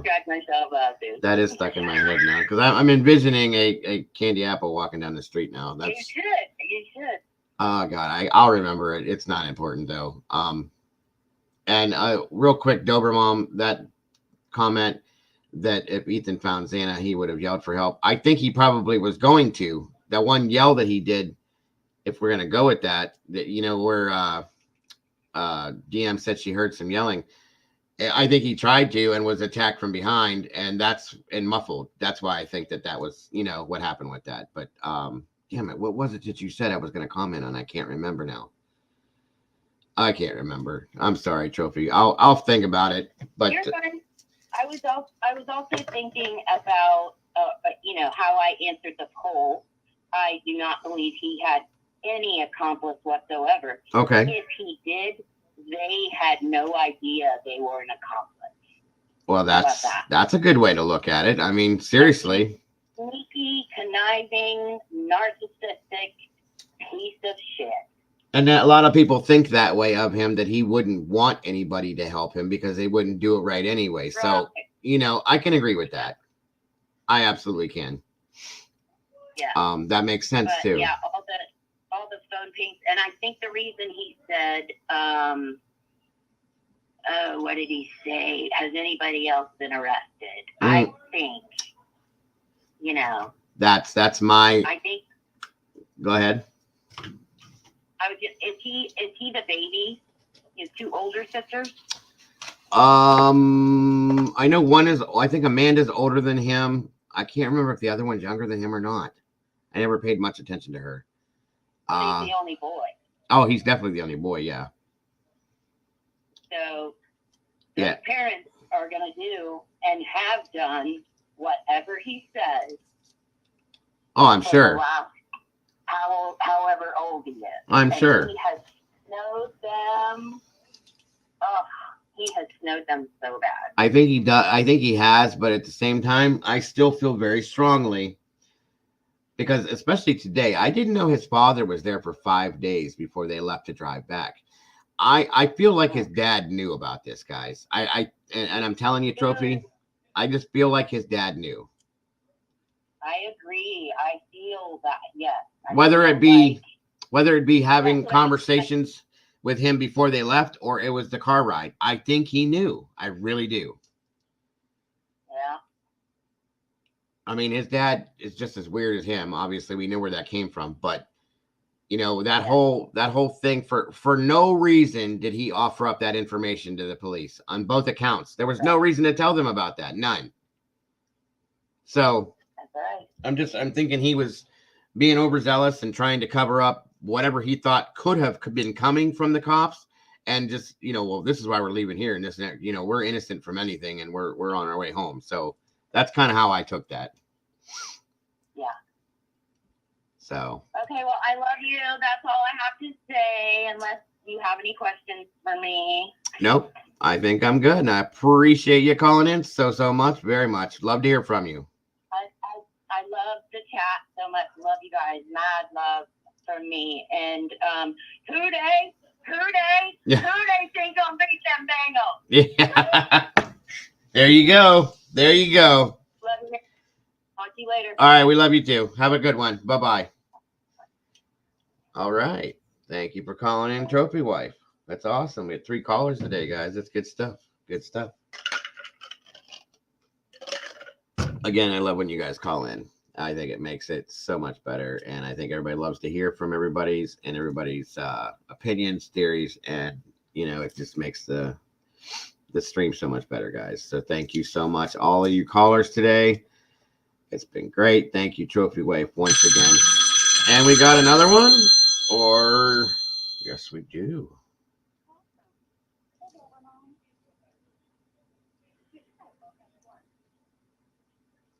Dober Mom, how are we doing today? Hey, how are you? I am great. Thank you for calling. What's going on? Well, my voice sounds a little bit better this time around, so hopefully I'll be easier to understand. Oh, that's okay. So I'm kind of on the fence about whether or not I think he did it alone. Kind of leaning more towards it's very possible he had help, so he'd have a scapegoat. Mm-hmm. Are you thinking? Because I think if he had help, he definitely got his hands dirty in it. He didn't just stand back and observe like some people have said they thought he might. That's just my personal. Yeah, I feel like I could go both ways, truthfully. I can't see him letting somebody do all the dirty work in that way. You know what I mean? Right.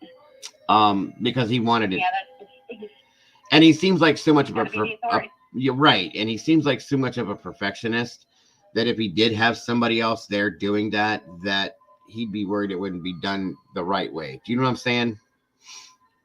Yes, definitely. So that's kind of where I'm at. Learning how to tie their shoes, and you're like, okay, and they're like, I can do it myself. No, right, okay, and but we're in a hurry. Yep. So let me do it. Yep, exactly. That's a good way to put it. Actually, I like that. But yeah, that's exactly how I think of it.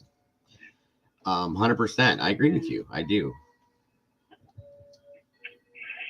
Oh man, I don't know about this whole thing. Like with this dude popping up now, like. There's just always something with this case. Well, these cases are always like this. We're always going to have something extra that we're going to have to look at. And we're going to have to dissolve or work out. You know, luckily I have what I call, like, the moderators in here. 90% of them are very good investigators, and they dig and they dig and they dig and they dig and they dig deeper than I've even dug. And yes, they're amazing in here.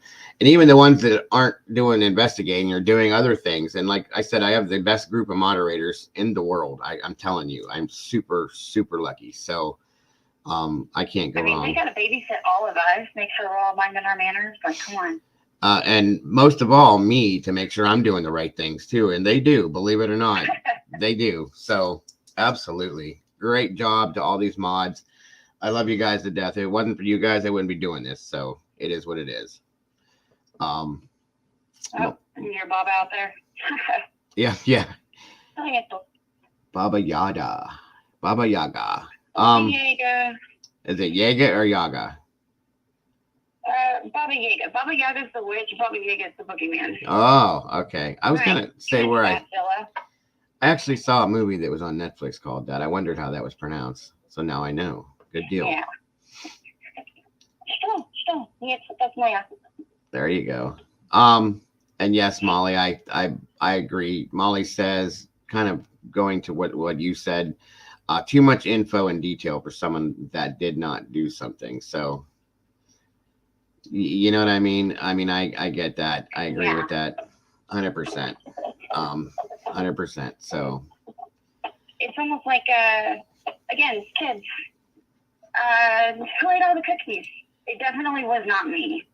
Or, you know, right. Oh, well, after dinner you can have a cookie for dessert. And it's, I didn't eat any cookies already. Like, wait, what? Yeah. Absolutely. 100%. They were just 5. Yep. I agree. I But do I bet agree. they read as good as 6-year-olds. Absolutely.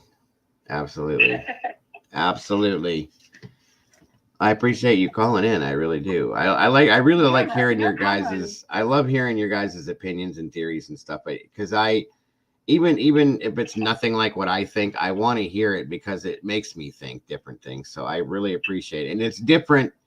You guys can type it in chat all day long. It's different when it comes out of your mouth and your voice says it to me for whatever reason. Good boy, Grandpa. All right, come on. Okay. 7. Come on. Good boy.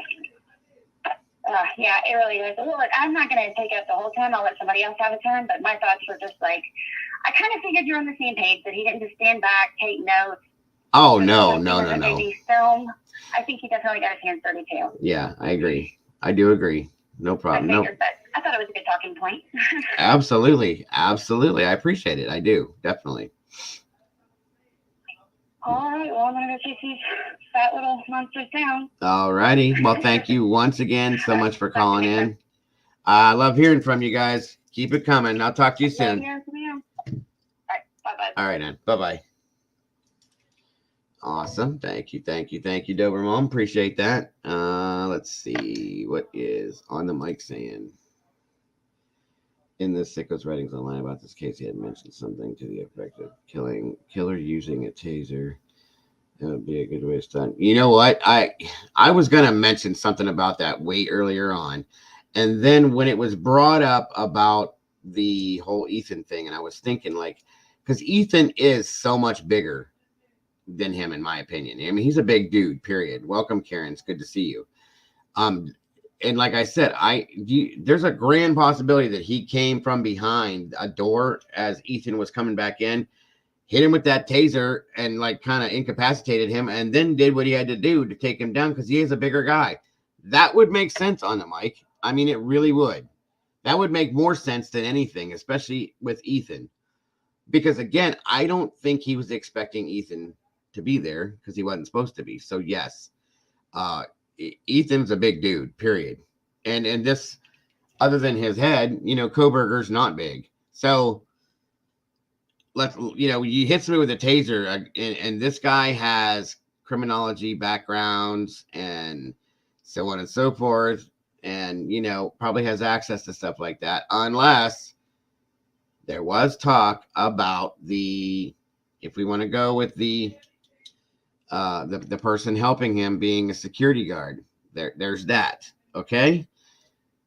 which is very easy access to that type of a thing. So that's what I'm saying. I've been thinking about stuff, all these things I think about, and you guys are kicking this stuff out of me because I keep forgetting that I've thought about this. But that is a very good point, Mike, and I appreciate you saying that, brother. That'll drop you right now, and I mean right now, and that's all it took. And you're not going to come back from that right away, okay? So you hit somebody that size with a taser, it brings them down, and that could have been, you know, I can't remember if they heard it on the ring cam or if it was what she heard, but there was a thud heard. That could have been him hitting the ground, and then he handled business. You know what I'm saying? Great point, brother. And I appreciate you saying that. I really do. Very much so. That was talked about already, Fupa, that Brian used DoorDash to order for Xana as a way to get in the house or distraction. That's been talked about, that he ordered for her, but I think they debunked that already. It's okay, Miss Karen. Don't worry about that. You take care of yourself. That flu is no joke, and I'd rather see you around than having to come in here sick. So you take care of yourself, and then we'll be here when you get done. No worries. I appreciate you coming here today, though. I really do. Yeah, that's a very good point, Mike. I appreciate that a lot. Because I would have forgot all about even talking about that. I keep forgetting these little things, but you guys thank the Lord are bringing this stuff back up. Because like I said, Brian was what, 5'11" roughly, but he was a rail. Ethan was at least 6 foot and probably weighed, you know, at least half more than what Koberger weighed. So, you know, good point. Very good point. Very, very good point, actually.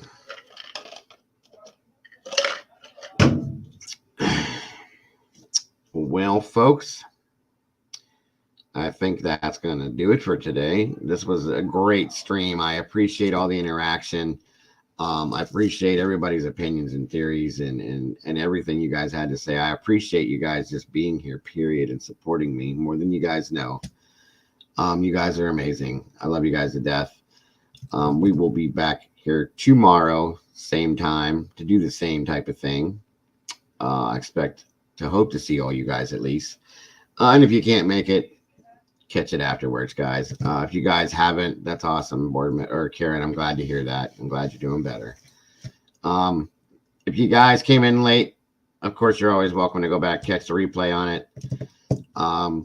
No worries, though, either way. And again, thank you guys so much for being here. If you guys have any comments, throw them in. If you have anything you want to say, throw it in the comments, guys. I read them all. I do respond to most of them. I do read them all, though, just so you guys know. Thank you all for everybody that called in today. Mama Bear, thank you so much for jumping up on panel with me today. I appreciate all you guys. One more time, moderators, thank you so much for everything you do. Molly, Mama Bear, Heather, Brandy, Smoothie Booty, or Schmooby, all you guys, thank you so much for everything you do. April, everything, guys. You guys are amazing. And once again, guys, I will see you all same time, same place tomorrow. Great stream, guys. Love you guys to death. Have a great one. And don't forget, guys, to love yourselves and love each other, because that's all we got. See you soon. Bye-bye.